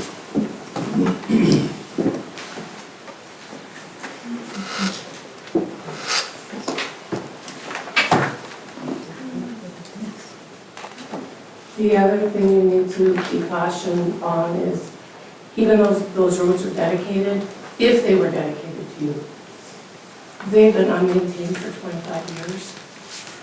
This board would get itself into a lot of trouble if you started spending money on maintaining something else, because you've now been accepted it. And legally, you can't start spending money on roads that have not been maintained by you for 25 years without authorization. So I just caution you with your decisions tonight.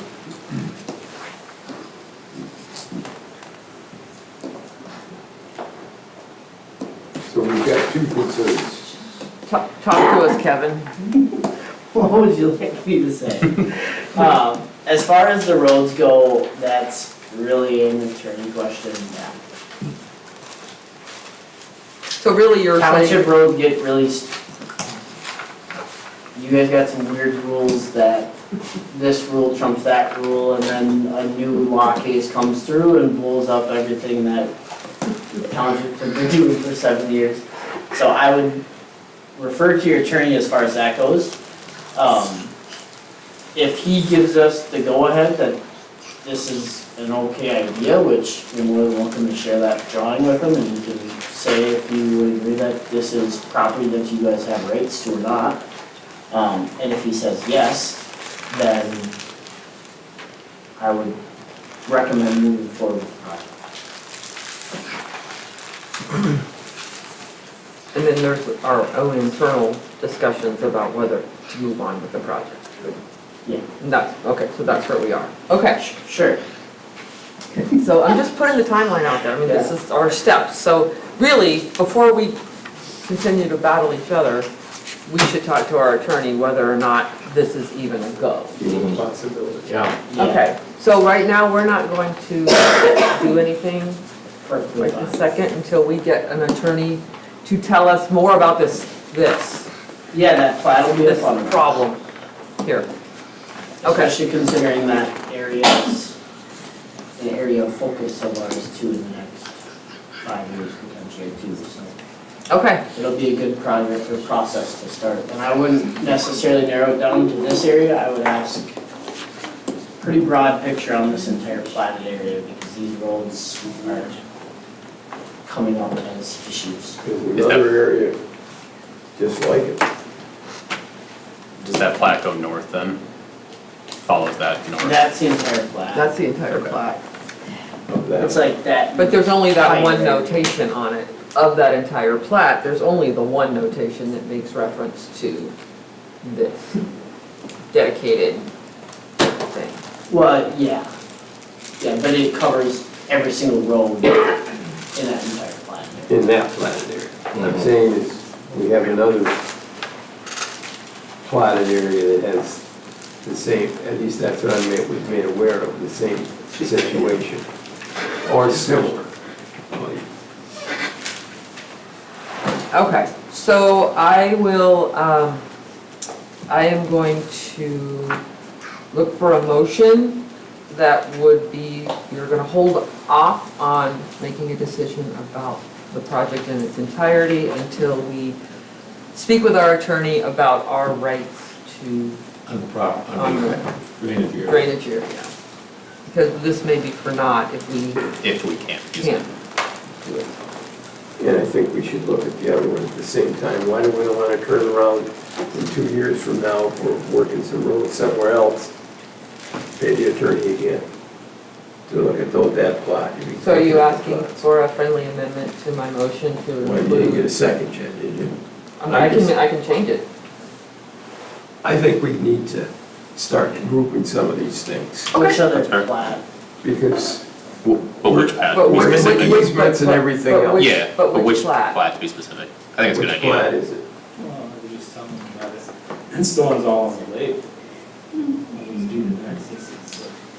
it's a mess then. But those are dedicated to the public. Yeah. You know, Yeah. it's on that plat, it's the same one. It's the same plat, I mean, you're looking at one plat, though, not multiple plats. Yeah, There's two, but I mean, but it's the same plat. correct. Yeah. You want to put That's that. Yeah. The whole neighborhood.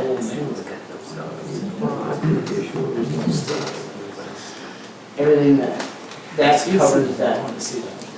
yeah, because that plat covers a very large Here's area. that one. Well, what do you think? Yeah, we gotta get, you gotta get his opinion on that. Let's just- So this is a big space, though, so we're going, I know, but how much further do you want to go? I wouldn't complicate it, let's solve this one We first. need to solve this, I totally agree. Yeah. But what I'm saying is, with the interpretation that he's reading up here, we can ask that of our attorneys, if we see this in another plot, are we facing the same thing? Oh, okay. Oh, That's yeah, what All I'm right, saying. yeah. that's, okay, get it, Yeah, that okay, makes sense. that's clear, okay, got it. All right, I'll second it. Did you get that motion?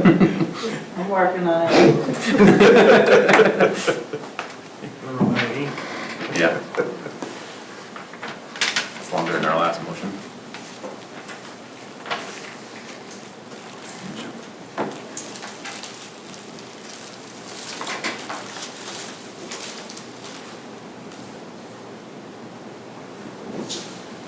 That was Paul and Dalton. No. no, Ann and Dalton. And I made the motion, Dalton seconded. Any further discussion? All those in favor?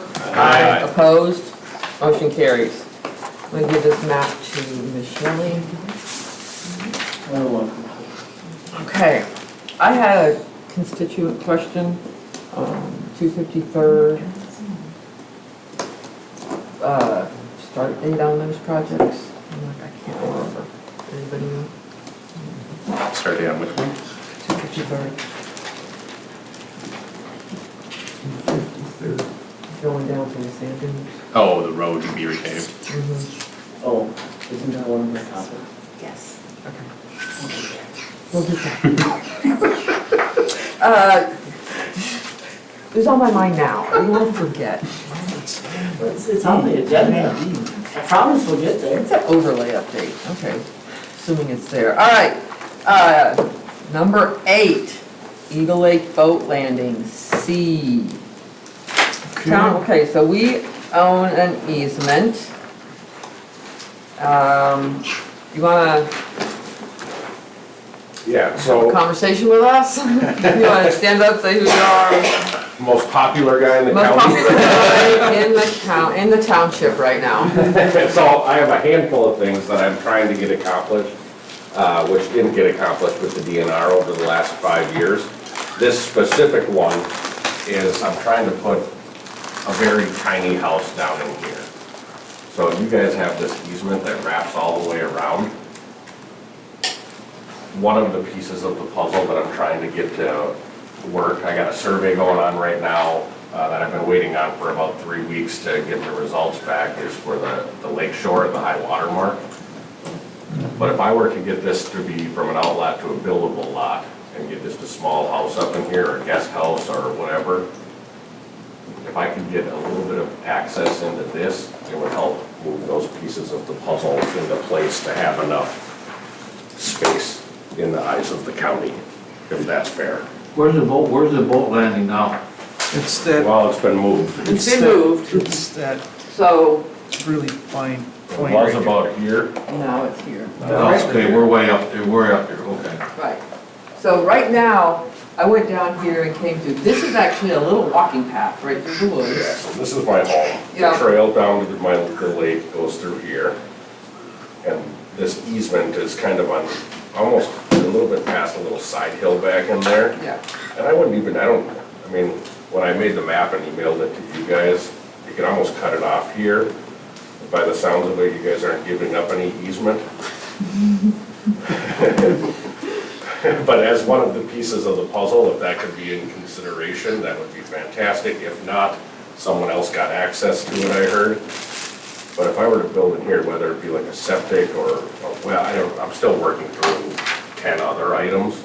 But if I could get up into here, maybe you could speak a little bit too. Sure. So, again, here, this is an existing property, Yeah, this one just sold, it's way up on top of the hill. and they are accessed This by the side- road, This is the dirt road the dirt road, that and goes then up into the neighborhood. up into the neighborhood. And then this is actually, which we drove, is another dirt road Yep, that, it kind of, it's Dead weird. end up there. It's Weird up weird there. where they think it ends and where it actually ends. If you drive it with, this guy's driveway comes in through here, right, and then this is a dirt road to draw all these driveways, what it seems to be. correct. It's, yeah. So, yeah, this is a dirt, this is the dirt, and then there is this driveway right here, which is his driveway, but this goes all the way down, and then there's like a little gate fence here that goes into what looks like it could be a driveway, but it's a road. Yeah, So, you can, I mean, if you went in on this guy's, you could come in and out here. right, there is an out, And this is his pole barn, right. and this is all woods down to the street down in here, and this is the ditch. And the first white double dot, yes. That's a property. That's their little pavilion that they have down there? No, This that's, is a home. you're talking about where his little stuff is, his little stuff that you see from the lake, your stuff where you have your dock and stuff, My docks that's are up here. This blue line is my property. So those, I thought that was part of the, No, and I had highlighted the easement is on this side of the blue line, and it wraps all the way around like a big horseshoe and stops there. So if I may, a little history on this thing. This is in this category that we're dealing with a lot tonight of things that should have not been done that way years ago. This is definitely one of those. So when this whole property was one big farm, the DNR built their landing. And for about 60 years, they've been running their landing on a piece of private property, which would be this triangle that comes out here. So when this development was put together, this lot was originally set as an outlot, right? So, because it was too small, it was smaller than the 2.5 that they were building on, so that was platted as an outlot. Mr. Kretsch was able to buy this lot upon discovering that he has this private property piece here. So this platting is like the third plat in Sherburne County, or in Orrock Township. So this is a very, very old platting of this, and I'm certain that that was part of how it was put together, is why that easement is there. What we're all working on is, from the county's perspective, is that we are going to try to purchase this piece here, this piece that should not, that goes into the DNR property, and we're going to try to purchase that. And then by doing that, we're going to be able to help him replat this property so it's no longer an outlot. They're going to change the original plat. And then the survey will largely depend on what could be built there. But I mean, he's still gonna have 1.75 acres left without the. Currently, it's 1.75. That's right, I'm sorry. The triangle in the boat landing is a 1/4 acre, pretty much. So you still have 1.5 acres to build in there. So, and then of course the easement, so what that easement actually functions as, we don't know. We don't officially have an opinion at the county on whether or not you have the easement, because we don't ever have an opinion on that, but that's a little bit of the history of how we ended up here. I mean, these are very old plats, it's a very old piece of property, and it's just finally coming to actually common use. I mean, for years, people thought this all was public. Everybody would walk the trail and go hang out on that lot. Everybody thought that was part of the boat landing in there. Which is why it is actually a trail from there to, Yep. you can see where the. Little walking trail used to extend all the way through. I did but not then- walk on it, by the way. You're not going to property. It was there when I bought it, yes. I had my little beacon and my little onyx hunt, and staying on the easement and looking at didn't walk on the property. So that's kind of the history of how we got to where we're at. It's another one of those little quirks of somebody put it together, somebody missed it all those years ago, and just, we're now in a position where we're trying to correct his use of that particular piece of property. What's interesting about that easement is, it's not access to the lake. I'm not sure what, I can tell you what it's there. tell me, They need access to that little or that little square in there. the house, Yep. which is, So, the only way you can get access to that is through this easement. Because this one only comes to the property corner, and it'd have to extend beyond that property corner for them to get access to it. So that's why that easement Otherwise is it there, would be is for landlocked. that, yep. It would be landlocked Yeah, otherwise. it's a pretty steep hill up that Yeah. side. which is why they drive on that little driveway that they made for themselves right there. Ms. Chair, could I give you something? It might be helpful in this situation. There is a former County State Aid Highway 5. This is on the Eagle Lake, the main, that used to be the farm. It's referred to Minnesota Conservation Department Survey File Number A62-5. I could not locate that, but that might be beneficial to find out who actually owns that easement. Because it may have been vacated and given to the landowners, I don't know. Something for you to investigate though.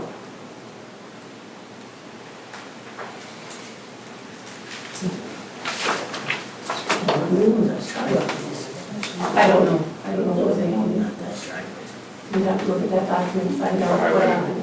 The old county line. That is all one piece. There's the house on top of the hill, and they all do like 3 acres, all of that. And those plats are all available on Beacon if you ever need to look at those. Yeah. So that's the outlot.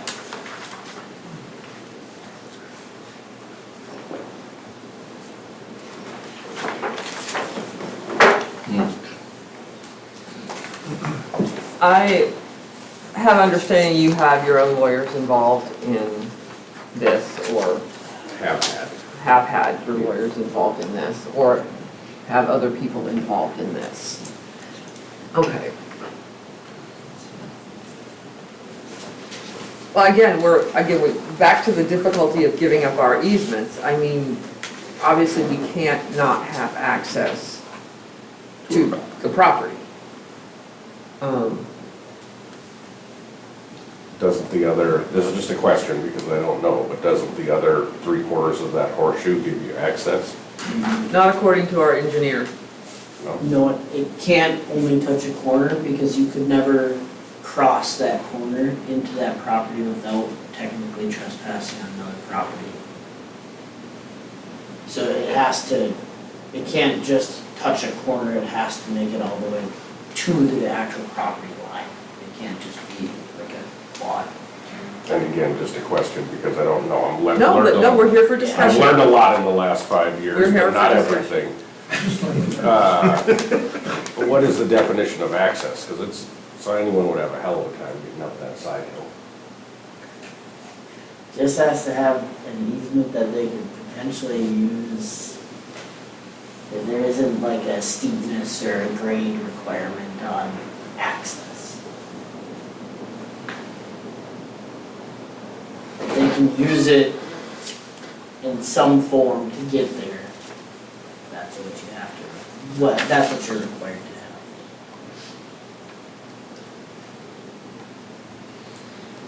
So I don't know what the solution is, but as one of the moving pieces of this giant puzzle that I've gotten myself into, whether it measures, roughly 32 feet, that little portion of the easement on the beacon. I don't know what. Technically 33 feet, but yeah. I don't know what all the laws are. And the easement, clarify for the board, the easement is required, why? We're not quite there yet.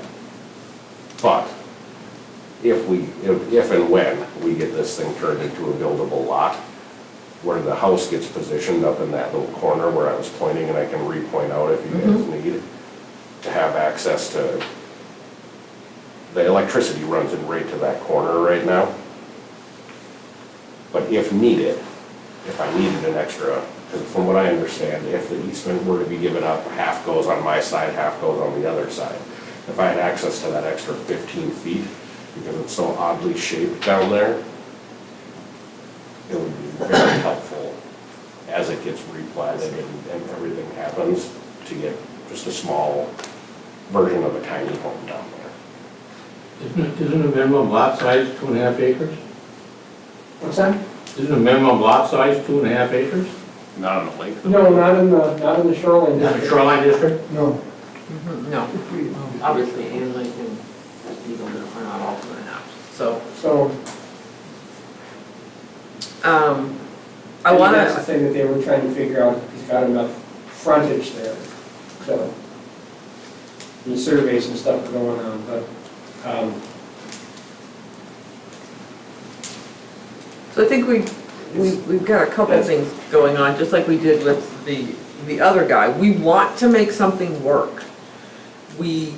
But we can't legally, apparently, give up that easement because we don't have it, we'd be landlocking another property by doing that.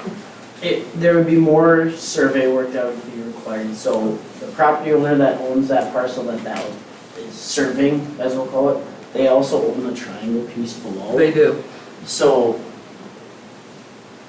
if, like this would be on your end of things, if you end up working with that property owner and they give themselves an easement on their own property where their driveway is going now, you no longer need that. Need our easement. And they could give us an easement to, so you're saying that it's possible that he could get them to give us easement? No, it would be private easement. Private easement? Yep, yeah, so like, a lot of like farmsteads have it, that you have a private easement across another person's property. It's just a driveway easement, and it's So he could that give property himself owner- easement? Exactly, he'd be buying an easement from himself. So he'd buy it for $1, get it processed, that would be it. And that other easement, if it gets given up, half of it goes to him too. Correct. So technically, he could gain some land out of it by doing that. Yep. So, He would have to petition for vacation, which obviously that isn't free either, so. okay. But he has options. Just gotta wheel and deal with it. Okay, so we have, there's options. Obviously, there's nothing for us to do or say tonight because first of all, the survey's not back. We don't even know if you need it. We don't know if it's necessary. But, I mean, we still would have the other easement to get to those other properties. If the one guy says, I'll give up, I'll do an easement to myself, great. I think chances of that are very high. The goal of coming here tonight wasn't for a yes. Right. I'm not there yet either, but I think more so to see the willingness to work through it Yeah, absolutely. with the ultimate goal of getting things back. Won't you, should I get a copy of that? Sure.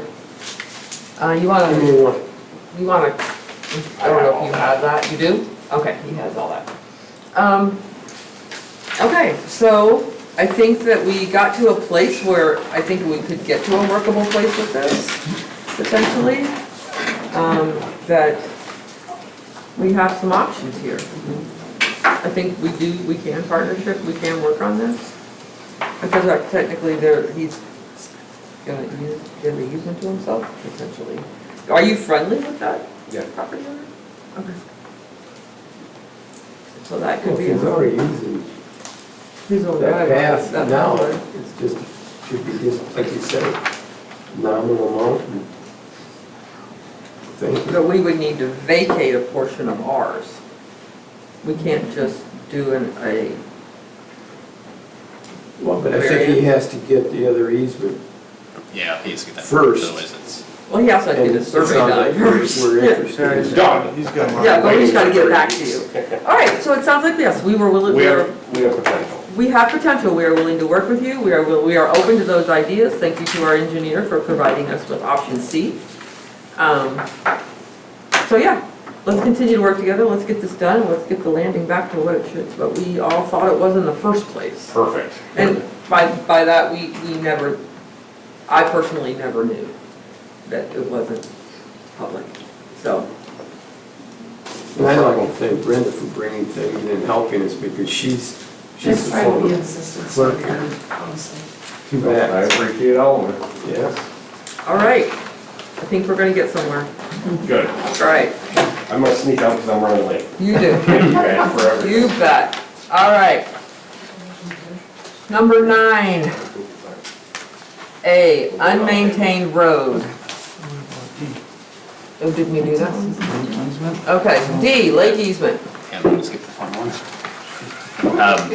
So we have been reached out by multiple people about the easements on specifically Eagle Lake, but we expanded it to Hand Lake, where folks are looking to vacate the easements that we have down to the lake. I think we've already kind of covered that in past meetings about vacating, especially when there's potential drainage.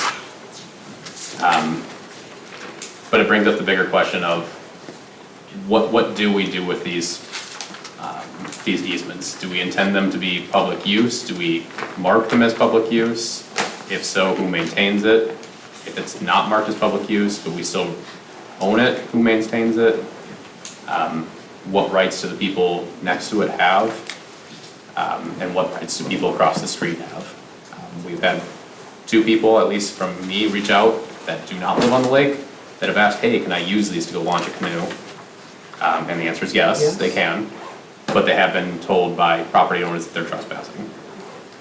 There was another one that has been told that tried to use it and there was stuff in the way, so he couldn't actually physically walk across it to get to the lake.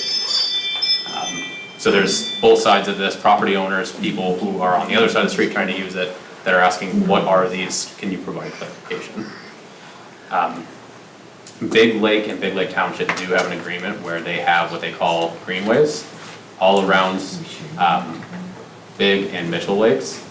They have 15 or so of them. The benches. And they're very clearly marked with signs, benches, trash cans. Some allow for boats to be carried across it or snowmobiles in the winter to go across them. Some do not, but they're all very clearly marked and they are all maintained. Ours, obviously, we are not maintaining them right now and we don't have any kind of signage. So really it's a discussion to the board of what do we want to do? Do we want to make any kind of policies? Do we stay status quo? But it's discussion to the board because we've had numerous people from both sides of the aisle.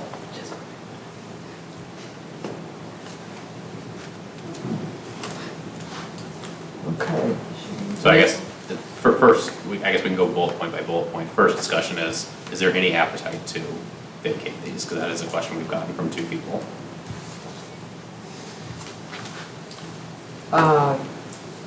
My opinion, no. We've had this discussion for emergency access to the lake, whether it be an accident on the lake and we need snowmobile access, whether it be ATV access during the winter, whether it be the boat launch got blown up and we need to get emergency boats out on this lake. We don't know what our future holds, and nor do I think we can ever predict that, but again, we're not, I don't have the appetite to restrict public access in law enforcement access. Again, whether it's maintained or not, the appellate court has held up that those are still ours if they're platted. Also, I want to bring up that we had the issue, the special meeting where we got rid of one of these and now we're trying to buy it back for drainage. Correct. We made that mistake. How did that go? Did you get a chance to buy that? Well, Kevin's having a great I meeting. have address it first. Fun, Kevin? Kevin, you want me to address it? No, I'm fine. Kevin? Because I was there before you. I would basically, they have zero appetite in providing an easement. They might have a very, very small amount of interest if you were to buy it back. And I would say that wouldn't even be a stretch. And they would much prefer to see us use other lots or other opportunities well before they would ever be interested. The trouble when you give up easements, you don't know. And the discussion was, as far as it would be all underground, and they still were not interested because they were worried of it killing the roots of their trees, because they've got some full-grown trees there. It's a beautiful lot, but it is low. It's not gonna happen. Yeah. Okay, so we basically screwed ourselves on that one. Okay. Which, again, lessens That's why my I bring it back appetite up. to Yeah. give up anything else. Again, different discussion with the boat landing thing, where there's an option for an easement and. The reason we had the meeting is at that corner, there's a holding pond. And we have to dig it out now about every 3 years. 4. Sediment, for sediment. There was a proposal to have a drain that sets up above the normal height of it, and then it would go underground and it would run into the lake. And there was, Very minimal appetite. I mean, Their first two of them answer took off was, walking down the roads and looking for other spots. why don't you go ask the neighbor down there? Yeah. Was what we were It basically. just, Yep. And I agree. I'm just bringing it up as these come to me. So bringing up one by one. I think I don't want to speak for everybody. I think I'm getting the sense here, there's not one person that has the appetite to give these up. Okay, I think that's fair. So the second piece is getting to, I think, really who maintains them. One of the people that have reached out is she is mowing it and everything else, and it's perfectly manicured. Another one is, it's basically his driveway. Peter, I know you've been working with him. It's basically his driveway, and he was asking to vacate it so he can either put gravel there or pave it. Or if it's not being vacated, that, hey, since I don't own it, like, should the township be the one to put the gravel in? Gravel from his driveway? Yeah, he's got drainage issues going into his area, washing out sand and stuff going under his area and stuff. This is the one on Eagle Lake, correct? Yeah, West right on- side, Yeah, yeah. west side, yeah. And he was wondering if, who's gonna maintain that, he wants to do all of this landscaping and stuff to get up to snuff, but it's an easement to the lake for us. And then it's his house, and then there's another house right next to it, and we've got this little strip that goes right up to the lake. That's the one with the garage that's Where the garage is like a third of the way on it. on the easement. Maybe we'd have to get an official survey to know for Yeah. sure, but it's very close. See, you thought you had problems in Ann Lake. Did you say there was one on AMA? I know, Kevin, you had sent, Yeah, you have those, Most the of one DNR at the top property, is, Do we know where that mostly is? DNR property. it's the, So here's yeah, I think it's really the the, boat launch in the DNR. This is Eagle Lake, you want Yeah. Ann Lake? so there's Eagle Lake, Eagle. Carol and Knoll, and then, The next one's Ann. And, and so where's the green space? I think the only ones I'm seeing is way up on the very here, marked as north DNR, and end. then you have the boat launch up there. And then there is that There's little that piece one right off, at the end. Yes. That little pie right there, that's a dead end road. And then right there at the dead end road. Is that green? Can't see that. No, Looks like that a- one doesn't touch. That one's a cul-de-sac, it looks like. Yep, That's what I was gonna say, I can't see if that's green or not. it is now. It's not, yeah. No, it's just the west end, that one parcel on the south end, those are actually both, that's all DNR owned. And then you do have the lake access there that you guys were kind of discussing earlier, obviously. And then there's the one piece off the end of 253rd. That transition. 253rd and a half. transition Yeah, that we can sorry, try and and get a half. fixed. Hmm. Right here. So There's what that he's little talking piece. about is this little piece right here. It's Yeah, that we transition. actually have a neighbor of that property present today. I don't wanna call him out, but Access on hand. So that's the boat landing. Is that you, Jim?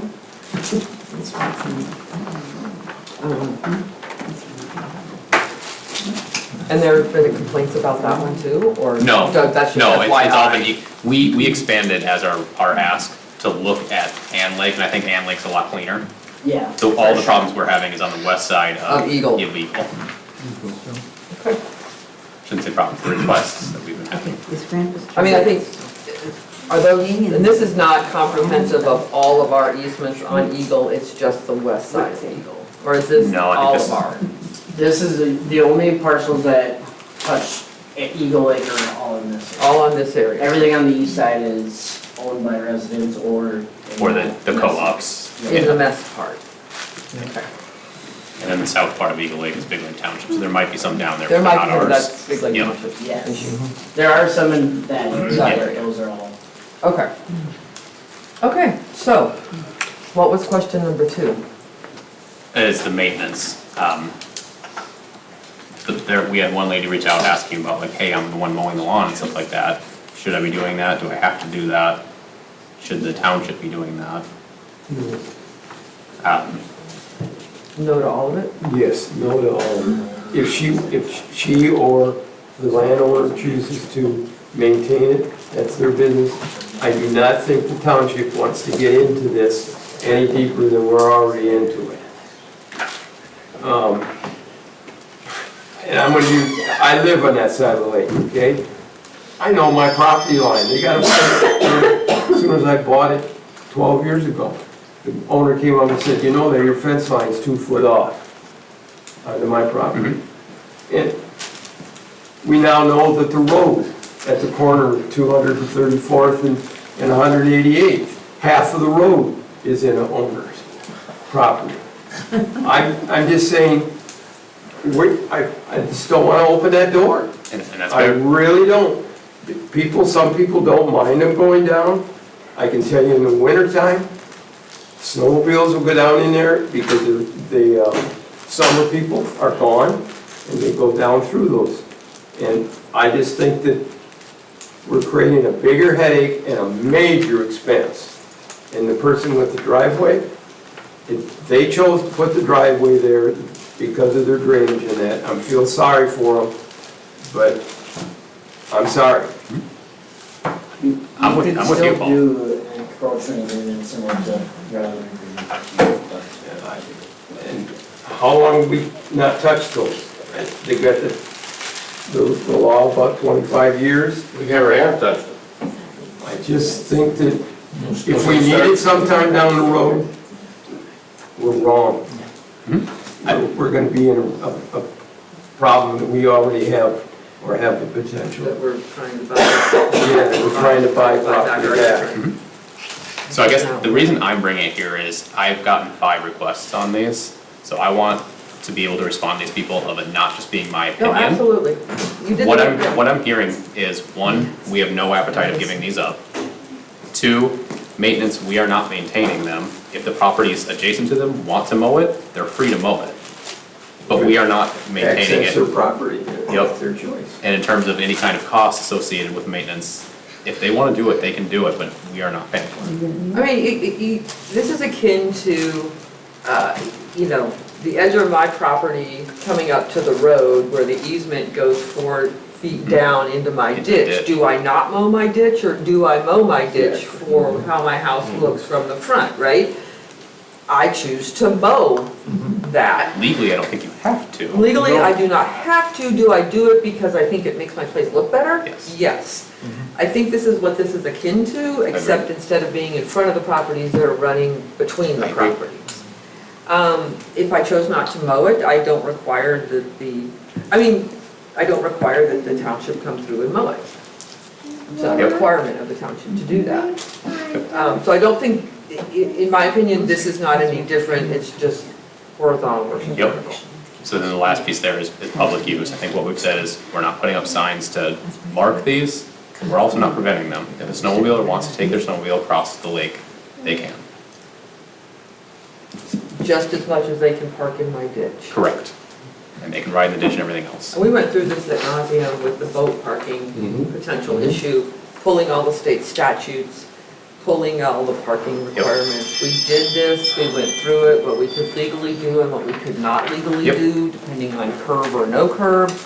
And if it's public land, which these are, my opinion, not the board, my opinion is that we cannot stop people from using these. Yep, I agree. Nor can I do anything to impede their use of these. Meaning I can't put a wall there to stop it. Yes. I can't park my car there to stop it. Trailers, fences. Trailers, fences, Yep. ponds. I can do none of that on that piece of land that is technically. Okay. I will respond to people who have been reaching out. I just want to make sure we are all a joint decision here. I realize they're coming to me because it's a zoning thing, And but I want to make sure we have a joint kind of opinion when I respond. I really do feel for them. These are not large lots, right? So the land is very precious around the lakes. And I get that. But again, that we're already, our back's against the wall on one of these. It's gonna cost us a lot more because we don't have that easement now. And we did that, none of us, I don't think, did that. Years ago. But we're paying the price for Yep. not being able to see in the future. So, that's kind of where we're at. Yep. The one last point that a resident had made when she emailed is about liability, and I think Shelley already answered that earlier today. You can't insure the land, so we don't need to carry special liability on this. I would also say that there was a discussion that came up at the county board around liabilities that we, for natural land. Oh, So, okay, answer that? Yeah. yes, if you could. Because I asked this question because I remembered the reference that, listening to a meeting and having a reference about this, but I couldn't quote it, so Commissioner Felder. In a recent MCIT presentation, I believe it was MCIT, presentation on parks, areas that are left natural, you enjoy a certain amount of additional liability, immunity from liability on an area that is left natural or is duplicated for natural, whether it's a park or other public property. So if you've done nothing to it, it's just grass, and that will naturally grow there, you're not liable, you're not as liable as if you put asphalt or you made improvements. Like if you mowed those and put a bench at the end and somebody hurt themselves on the bench, you would be more liable than if somebody just fell into the water. If they fall in the water, they just fell into the water. If they fell in the grass, they just fell in the grass. But as soon as you put the bench at the end of your easement, you now have something you're liable for the performance for. If your bench would break and somebody gets hurt because your bench was defective, then you would be sued. Or you would have less immunity from suit. What was so interesting is that came up long before this, I knew about this. So, and then I remember, oh, wait a second, there was this question about liability at a training. And lastly, I would say, no matter what happens in the water is not ours, under any circumstance. Yep. We end at shoreline. Perfect. So- I think I got everything I need to respond to people that are reaching out. We had the one lady that has reached out recently. I will respond back to her. I don't think we need any motions for this, correct me if I'm wrong, since we're not doing anything. Were you new? No. The letter that we got, that was someone emailed to you? I anonymized it. I don't know if that's appropriate or not. Pardon? I anonymized it. I took names off. I think they should have the name and address. Keep the name, okay. That's my fault. She had her name on there. I took it off. If I lose all credibility with anybody that sends an email or something that does not sign it, or give me an indication of how we can contact them back. Gotcha. That's my fault. Okay. That's my fault. If you want the name. I thought it was in the. No, it was not anonymous. Okay. I can send that to you if you want the name and everything. Otherwise, I'll just respond to her.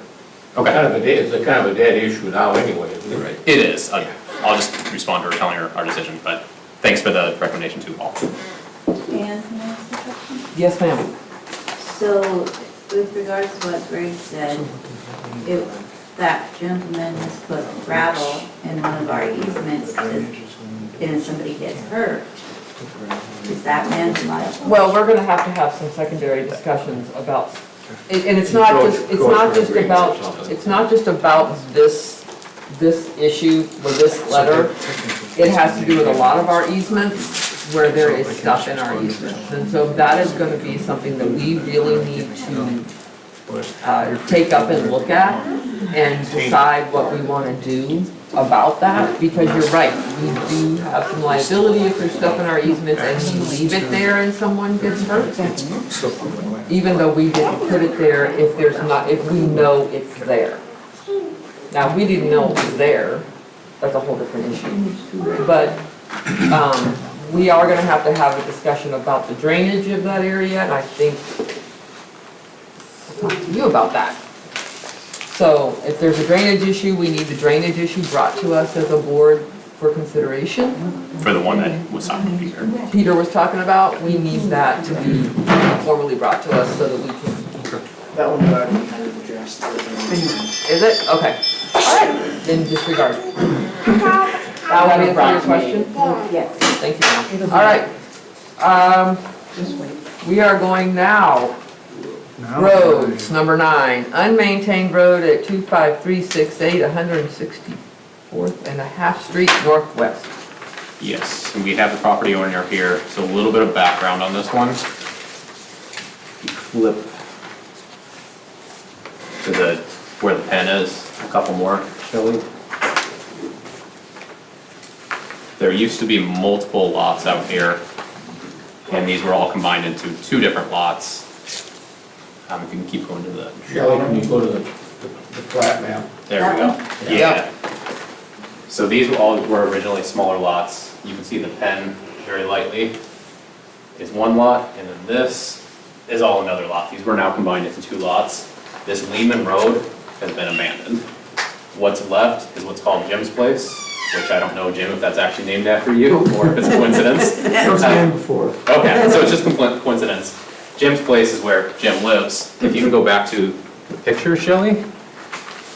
Jim's Place functions as Jim's driveway. So that right here in this picture is technically the township road, but we do not maintain it, we do not plow it.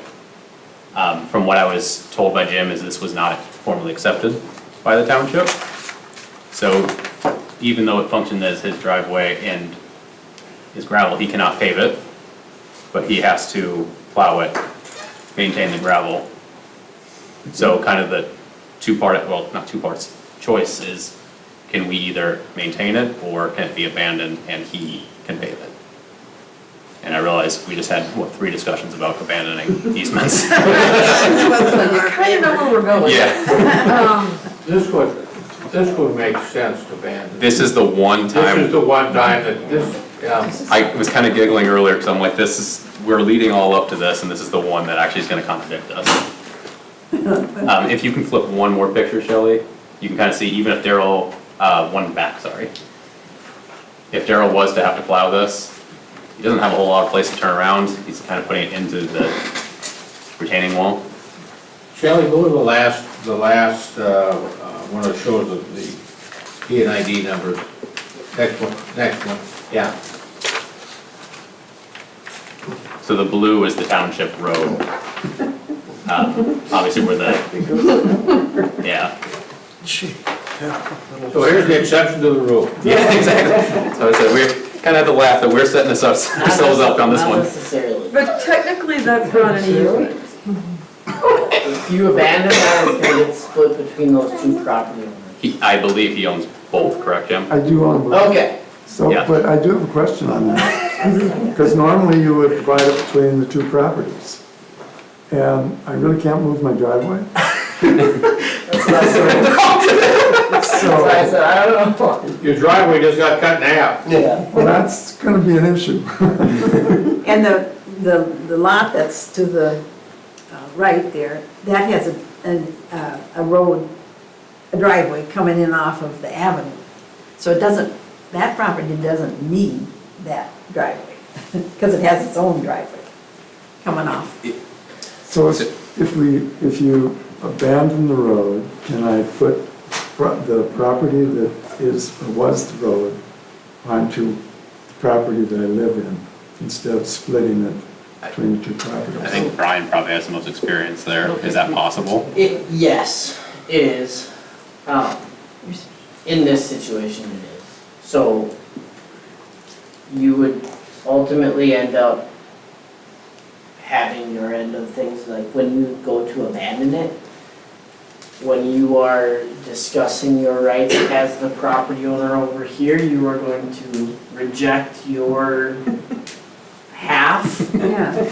Now, when you're the property owner on the left side, you are going to accept, if that makes sense. So like you can, since he owns both sides, he can reject that property on that side if you guys do determine that you want to abandon it. Obviously, this has to go through the entire abandonment process.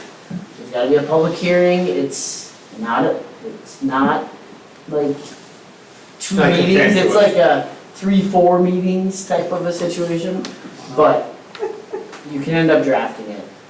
Obviously, you'd end up having to pay for the survey work typically is how that works, and there's a public hearing, you have to notify the property owners in the area, there's a whole process, but it can be done. And I think you answered the question that Jim had to me last meeting is what is the cost? So there's a survey cost, is there any kind of filing cost, is there legal costs? Advertising costs, yeah, it'll be a, Yeah. Brian, do you have an estimate on what that usually costs? It'll be in the thousands. yeah. Like 1,000, 5,000, 10,000? Probably not close to the 10,000, but if you're including like survey work, the plating, The mailings, whatever, the letters, mailings, because I believe you have to mail to like a 2-mile radius or something crazy. Okay, with that in mind, we let you keep the ownership of the road, but what can we do to it? I mean, we've had spent a lot of money on that Township road. You can do exactly what the conversation here was, of requesting an encroachment agreement. Or if you really wanted to go all crazy, you could upgrade that road to meet township standards and then request the township to adopt that road. Then that would become a township road. I mean, we could put cement on it. I would have to look into the township standards. I don't think we reference concrete anywhere, so it'd have to be bitumen or like asphalt. But it's better quality than a normal driveway. Chances are probably leave it the way it is.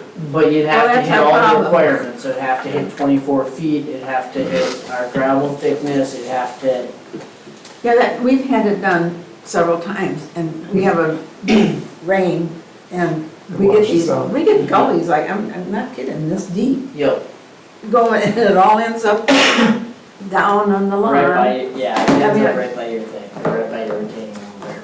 Yeah, it just all ends up on the lawn, all the gravel. It would also technically, this would all come back to your guys' road standards if you went that route. You'd end up having to meet road standards to be able to pave it and have the township accept it. And then they would own it, they would have to plow it, do the future maintenance, but you would have to get it all the way to all of our standards for a roadway. How much does that cost? Probably cost more than paving it More as a than- driveway It's and. gonna cost, It's gonna It's cost not more gonna than be cheap. abandonment. Yeah. and it's gonna be a extremely over-designed and overbuilt driveway. And Denzel, why would we want to adopt it as a road? Yeah, you have to- I agree, yeah. Because that's gonna be a real pain You for are a Daryl bit and whoever has to handcuffed do in it. that front. Really, their option is to go Except through that the it's abandonment not. process, which is, what, 5 to 10 grand? Yeah. Or leave it the way it is and live with it. That's kind of your You two just options. rake the lawn, put the gravel back up on the road. I mean, you could look at doing an encroachment agreement similar to what we also had tonight, and then that would allow you guys to pave it at least. But obviously that still is going to have legal fees. Still legal fees. Yeah, it's gonna be that 1,000-something range to But get that done. But that might be cheaper. At than least he has a abandonment. document already prepped. Be a smart ass. I'm so silly, he does have it already ready. Your support is fine. But that might be the So they're cheapest. gonna have to decide what to do with it. Well, actually, I think they need to decide what. Yeah, Yeah, that's what Brian's saying. Yeah. So, but what's the next step if we ask for it to be vacated? What was, So do you want, if you want the abandonment, you want us to Yeah. abandon the I road? mean, if we do that. You know, what's the process then? What do we have to do if we want to have it abandoned? You'd have to petition for a vacation. I don't know exactly, every township's a little bit different. Do you know what your guys' actual petition? So this board does not exercise urban power, so they cannot vacate it. No, it The has to. landowner would have to petition for vacation. Yeah, And that's what you there's said. multi-steps, and it's probably somewhere in your, it's been done before, I know there Yeah. should be documentation, or I can share that with Shelley, to share with them. This one would be very strange. You would have to get like X And number of date the signatures property within 3 owners, miles. which I don't know why anyone's going to care, but you'll have to find a couple friends that live in the area to sign a petition. It's like, what, 10 signatures, instead of 8. Then you I'll have to get it sign. surveyed. You have to go through a couple other, there's some hoops. Yeah, and but It's more of a hassle. You might want to look at encroachment agreements. I think encroachment's gonna be the cheapest from what we're saying. I mean, you put up $1,000 or so for us to contact our lawyers to get an encroachment agreement put together that So allows. they survey. Huh? We would still want to survey. Yeah, we'll survey. You'll have to do the survey, you would be responsible for the survey. And then we would do the agreement and it would give you permission to enhance that driveway to your liking. which, So would the township still own the road? Yes. Yes, we do, but you have permission to use it And not adopted still. and we're not adopting it, so You'd still have to plow it.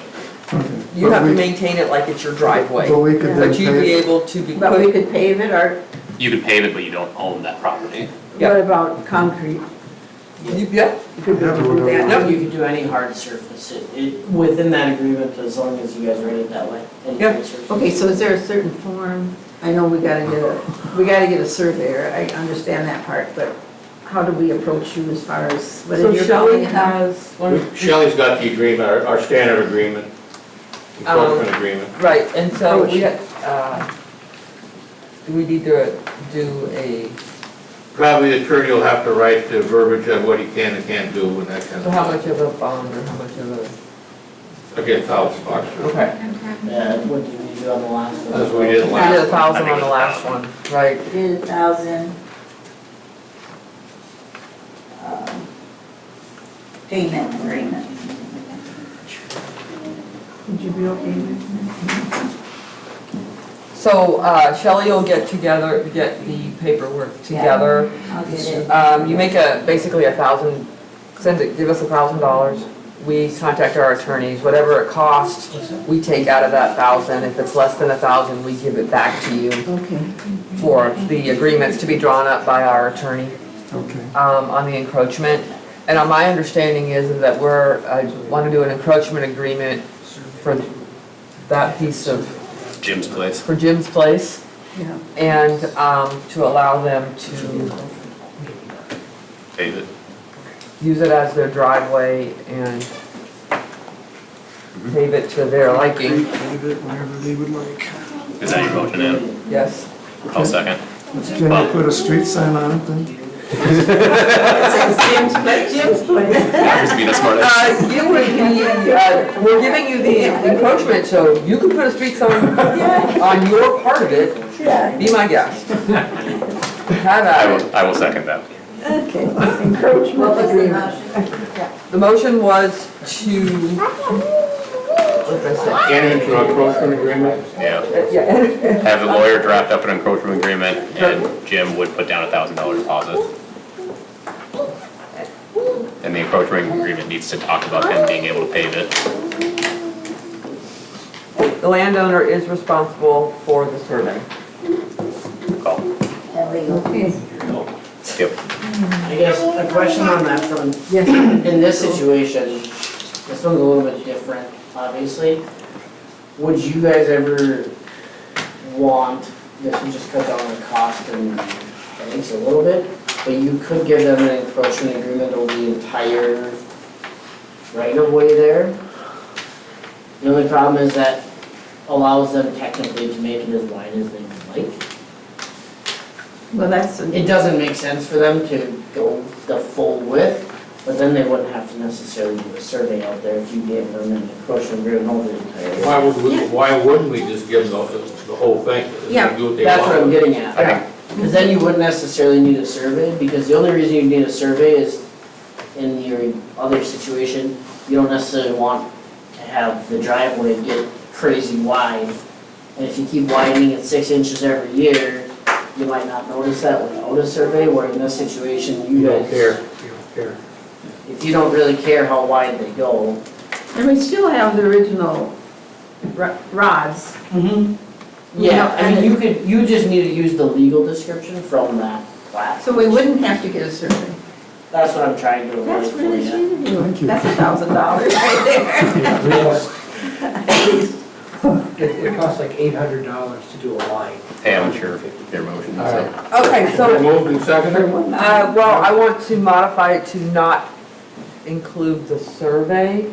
We don't, you don't have to worry about it, just, we're gonna enter an encroachment agreement. But her first one said survey. My first one said survey responsible Oh. for the landowner. This here, you're gonna enter into an Encroachment agreement. survey for the entire area of Jim's Place Road. I'll second that. Okay, any further discussion? All those in favor? Aye. Opposed? Motion carries. Talk to the clerk, give her $1,000, we'll get started. All right, Thank you, dear neighbors. all right. Roads B, trailer on 26295, 150th Street Northwest. Here, let's go. Great. Doesn't say it here. Definitely not tonight, though. Gary, poor girl. Is this north of County Road 1? It's in the HOA. In the corner road 1, corner road 1? Right across the St. Francis, yes. Yeah. That very first road, yes. In the picture, you see a trailer. That trailer doesn't look like it's moved in years. And I had a complaint from a citizen in that neighborhood that, as you can see, the road isn't very wide. People have to go single file around this trailer.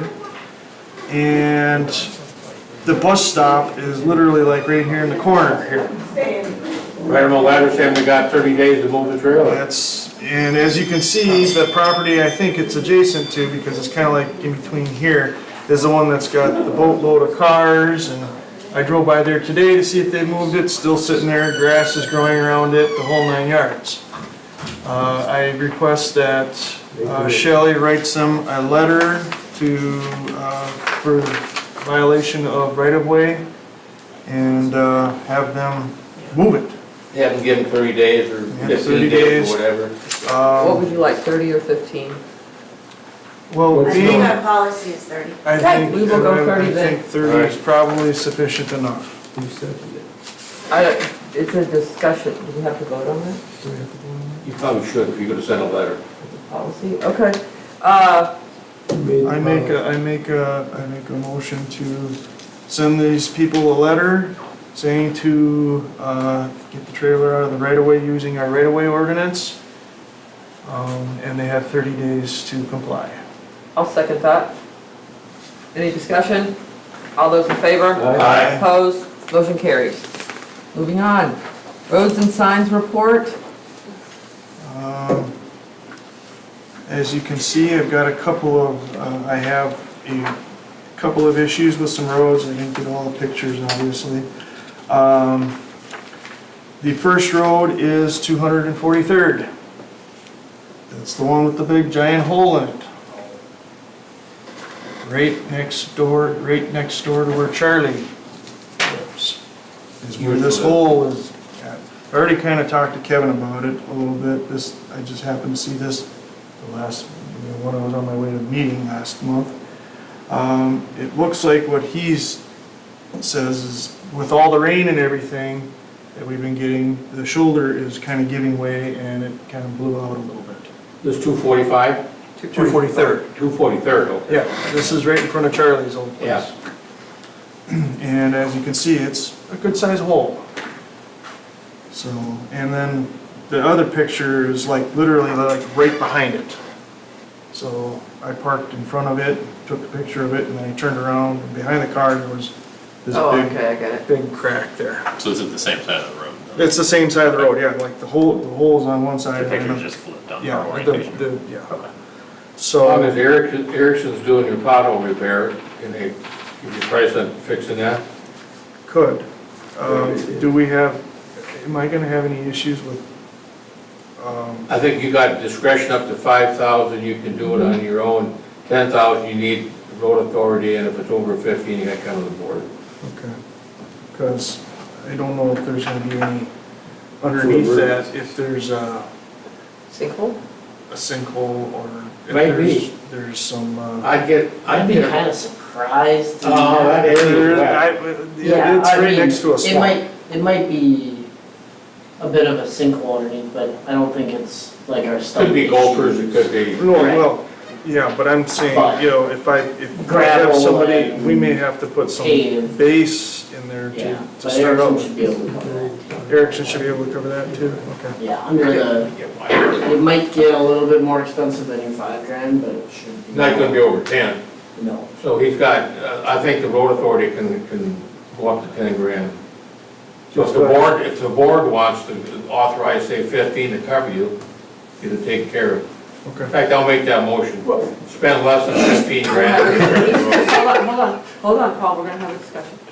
I'll second. Okay, second, Paul. This is a road we're talking about widening next year. So I don't mind repairing it so it's safe. But I don't want to put a lot of money into something we're going to turn right around and tear up next spring. I don't think we're widening it next year. That kind of fell on deaf ears. Yeah. Kevin's been trying to get a hold of the Becker Township engineer, and it's just nothing but crickets.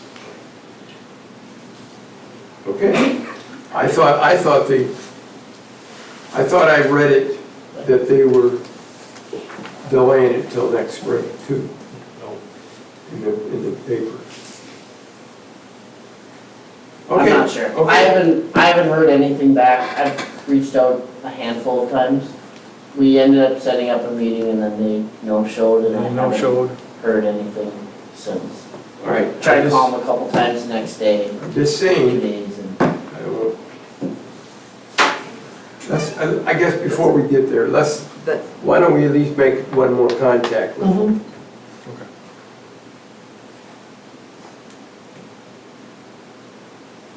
Well, there's discussions. We have a first and a second. We have discussion.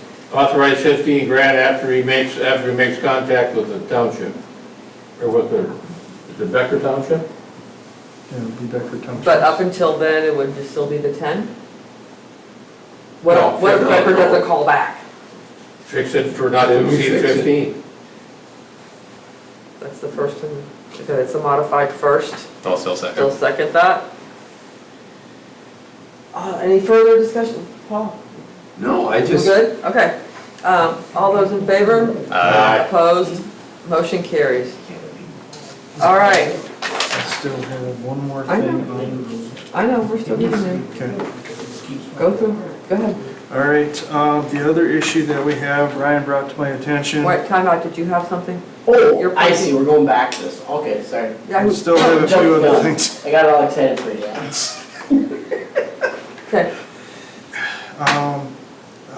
It was brought to my attention, Brian, we have some, the road signs over here, there's some other pictures, but the 911 signs here are on 245th. We're having issues with this grouping of houses, their driveway is washing down into the road. I know that driveway. Okay. So, having discussion with Daryl, and apparently this has been an ongoing issue with Has this been? group. He suggests that we tell them that they need to fix this, or else, we have to, we'll fix it, but then they're gonna have to pay the cost. So, do we wanna send them a letter saying you need to fix this? Or you have so many days to fix this like we did with the trailer. So you say this is an ongoing problem. Have we sent letters before to this group? Not that I'm aware of. Not that I'm aware of. So when we say ongoing problems, where it just wasn't addressed, or it's just been brought to our attention a couple times and we just haven't done anything? You were the road authority before. Well, I drove by it on my bicycle and that's what I saw. Okay. So, but Daryl says it's been ongoing and I think it's just probably never brought Because to he's our noticed it and attention. just never brought it up. Probably Okay. never brought it to our So it's attention. never been brought here. Yeah. Okay, all right, well, I would say we have to give them fair warning before we're gonna charge them for something. I would think a letter before. A letter before we take action, so let's send a letter. Do you have an ordinance to back this up, out of curiosity? Do you guys have like an ordinance that backs up that residents can't allow driveway material to enter the roadway or anything? Or like what is, I mean, I guess I'm just making sure you guys have grounds to. Driveway specifications, anything like that? Right. Because you don't have any grounds to, To enforce it. right. What are you enforcing? Have you told people what they can and can't use for their? Erosion into a right of way. But is that an ordinance? Or like an enforceable rule? I'm relying on the road authorities at this point because I don't think we really have anything. I don't even think it's statute, honestly. I don't I'm listening think- to the road authorities on that. I mean, you can't, the only way I could see maybe is if you deem it as like a hazard. So let's say it's the road hazard? Or like an obstruction, or like, you would have to justify that by creating a road hazard, which might be a bit of a That's just stretch. Shall I find out, check if we have any way of enforcing it, get back to us next month. If not, then we got 30 days. We'll send, if we do, we'll send it out in 30 days. I mean, winter's gonna be here soon anyway.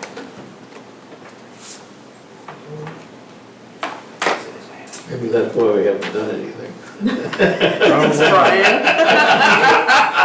Now we know the answer. It might not be a bad idea to review your driveway ordinance though, or driveway permitting process, and include that 10 feet next to the road is either a hard surface or an approved surface. I make the Whatever motion you to guys refer want this to review our driveway ordinance. Come on. That's going to affect a lot of It's 3 driveways. hours. I'll second that. You got a second? Any discussion? So we're gonna make everybody who has a gravel driveway now go back? No, we're going to We're find out if we reviewing have our- enforceable statutes. So it is, That right there, I think is. We're just going- oh, you're talking this. We're delaying this to find out if we have enforceable statutes. I thought the motion was to make people No. have hard service. I was No, gonna no. say, you guys are really quick to jump on this. No. First and second to get some more information. Okay. All those in favor? Aye. Opposed? Motion carries. Okay, we are now into, I have an issue for you at the end of the meeting on another space, but that's for another day. Okay. D, overlay update. They're gonna start next week. There you go, man. There's your answer, buddy. You couldn't have said that 3 hours. I was gonna say, Oh, I didn't realize. I asked earlier for you. You totally did. That's, all right. One of the Why potholes does would he be, come over? So He hasn't gotten Christmas back to me. clients are gonna have like half the road to use I've asked while they're him. working on. Never the jump other on the half. hole. It's just a I've construction been getting site a hold of him. away. So Tell next him week and I they're call gonna build him. the driveways. All right. All of a sudden, he sends me a thing All right, saying hey. they're out there right now. It's like, what?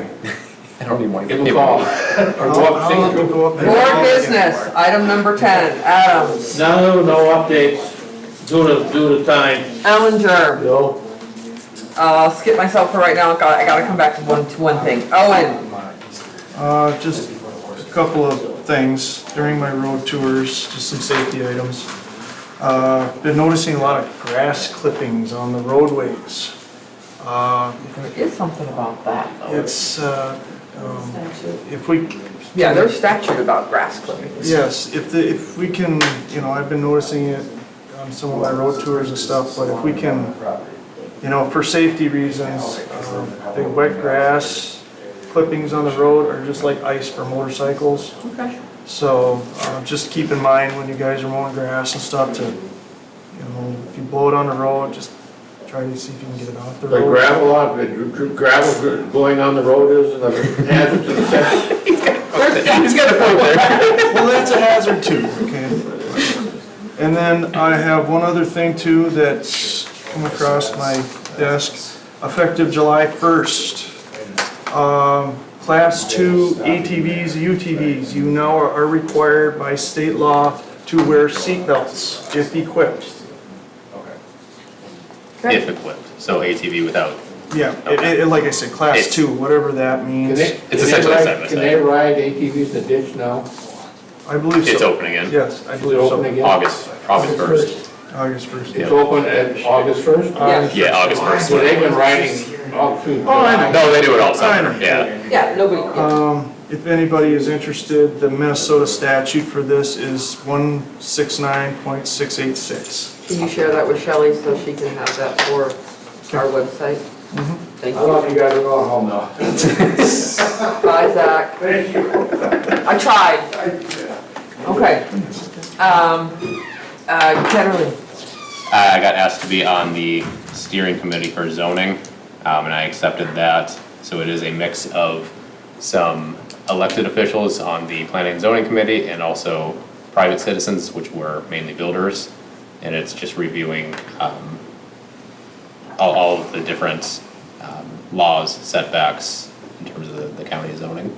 So the first meeting was on Monday, and there's going to be 2 more of those Okay. coming up later this year, next year. And is that as a representative of Orrock Township, or is that a citizen? I said I was representing Orrock when I was there, Okay. but there are a mix of both, Okay, so. all right. Just one quick thing, and I shared this with Paul already, that with the new open meeting law, and I've asked Shelley to modify our postings, that if we post on every single one of them, 1 or more members may attend this meeting remotely, we no longer have to give the 5-day, 3-day notice of a posting. So we still have to post for other meetings that we're having, but in terms of you get sick and you can't come, or something happens, or your flight gets delayed, you don't have to worry about not being able to be at the meeting. Sounds like you're making future plans for yourself here. I am not making future plans except for next month. I am at a conference, I've already talked to Paul about it, I'm at a conference. I may be attending by remote if I don't have conferencing that night. There may be an event that evening that's going on, and I haven't got the full agenda yet. Just full disclosure, that's all, no problem. Full disclosure, going to Cragun's. For a conference, yes. Okay, so, Did I see you also don't have to post, if you are remote, you don't have to post the room? you do not have to post your location, you do not have to post anything. You just have to post that you are remote. Now, there has to be one person in this room that's on the board. All 5 of us can't be remote. Yep. You don't have to let homeless people in your hotel room anymore. Yeah, you don't have to let. I've always thought that was weird. But no, so yes, full disclosure, I will not be here next month.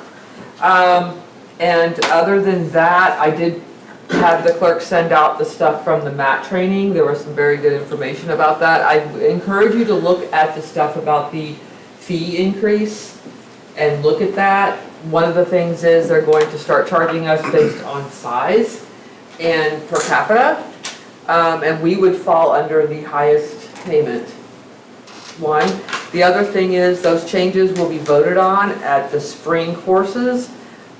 But if you don't go to the spring course, you cannot vote.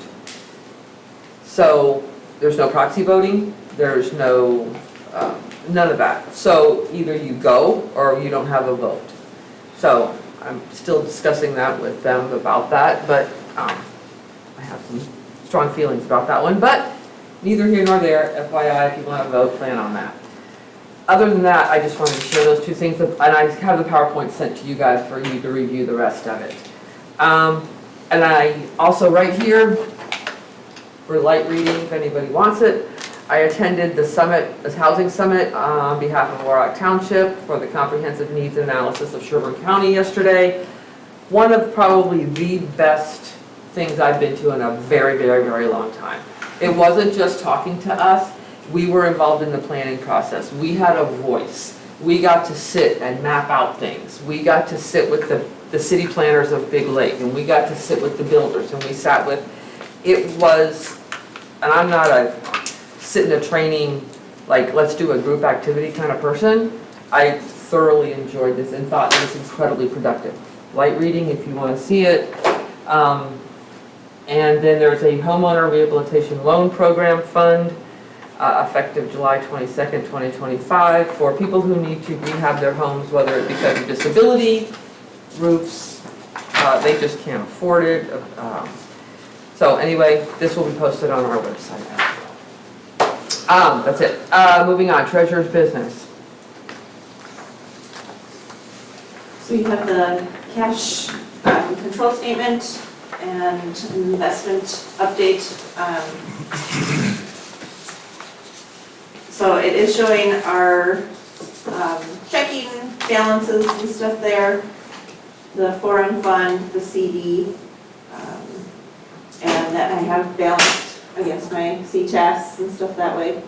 So I'm looking for approval on that, and then with the investment update, I did end up making the July transfer in August instead, so that's where I kind of put that information on that investment update. And so I'm just looking and requesting to transfer the $12,102.84 from checking to money market to keep our balance in checking at $75,000. What did you find out about the Pledge? CD? With that one. I know the pledge covers that, I saw that in the chart. Yep, but with the CD and stuff like that, that would be the balance kind of going forward, but we will be pledging, they'll be covering that difference. So I've been signing those. Sure, will cover the difference, Sure, will, 250 and whatever. Yep, yep, and I'm just, Okay, yep, that's all. they'll just send me like a new agreement each month if need be, if it needs to increase. Thank you. But otherwise, they will be covering that. And then next year, I will make sure I move those funds. So do I have a motion for the treasurer's request to move $12,000?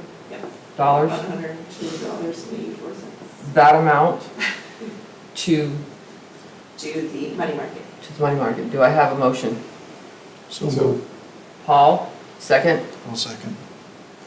All those in favor? Aye. Opposed? Motion carries. And then with the treasurer's report, that one is showing you our current balance and what's in each of our funds and stuff there.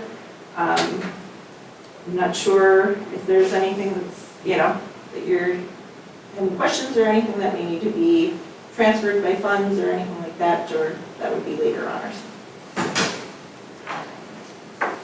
All right, any questions, concerns, issues? Okay. All right. Approval? Never mind, I can ask her later. Sure? Yes. Okay. Motion to approve? Move to approve. Second? Second. All those in favor? Aye. Motion carries. And then with the pledge agreement, that is showing our current checking, debit, money market, and then along with that CD, and with that difference, there is at least now being covered and not short anymore within the pledge, and being covered with it over the 250 mark. Did you need, that's just a review, you don't need, okay? And then additional claims? I do not have any additional claims at this moment, but I am currently working on kind of a review from back in January to make sure I can get those all back to you hopefully this next month. So nothing to All approve? caught up. Thank you. Announcements, September board meeting, you've already discussed that ad nauseum. September 24th, again, mattress collection, September 6th. Anybody else? I make a motion to adjourn. So moved. Non-debatable. Motion carries. Meeting adjourned. Thank you, bye. That's gotta be right. 3-hour meeting? Yep. You gotta work on that, but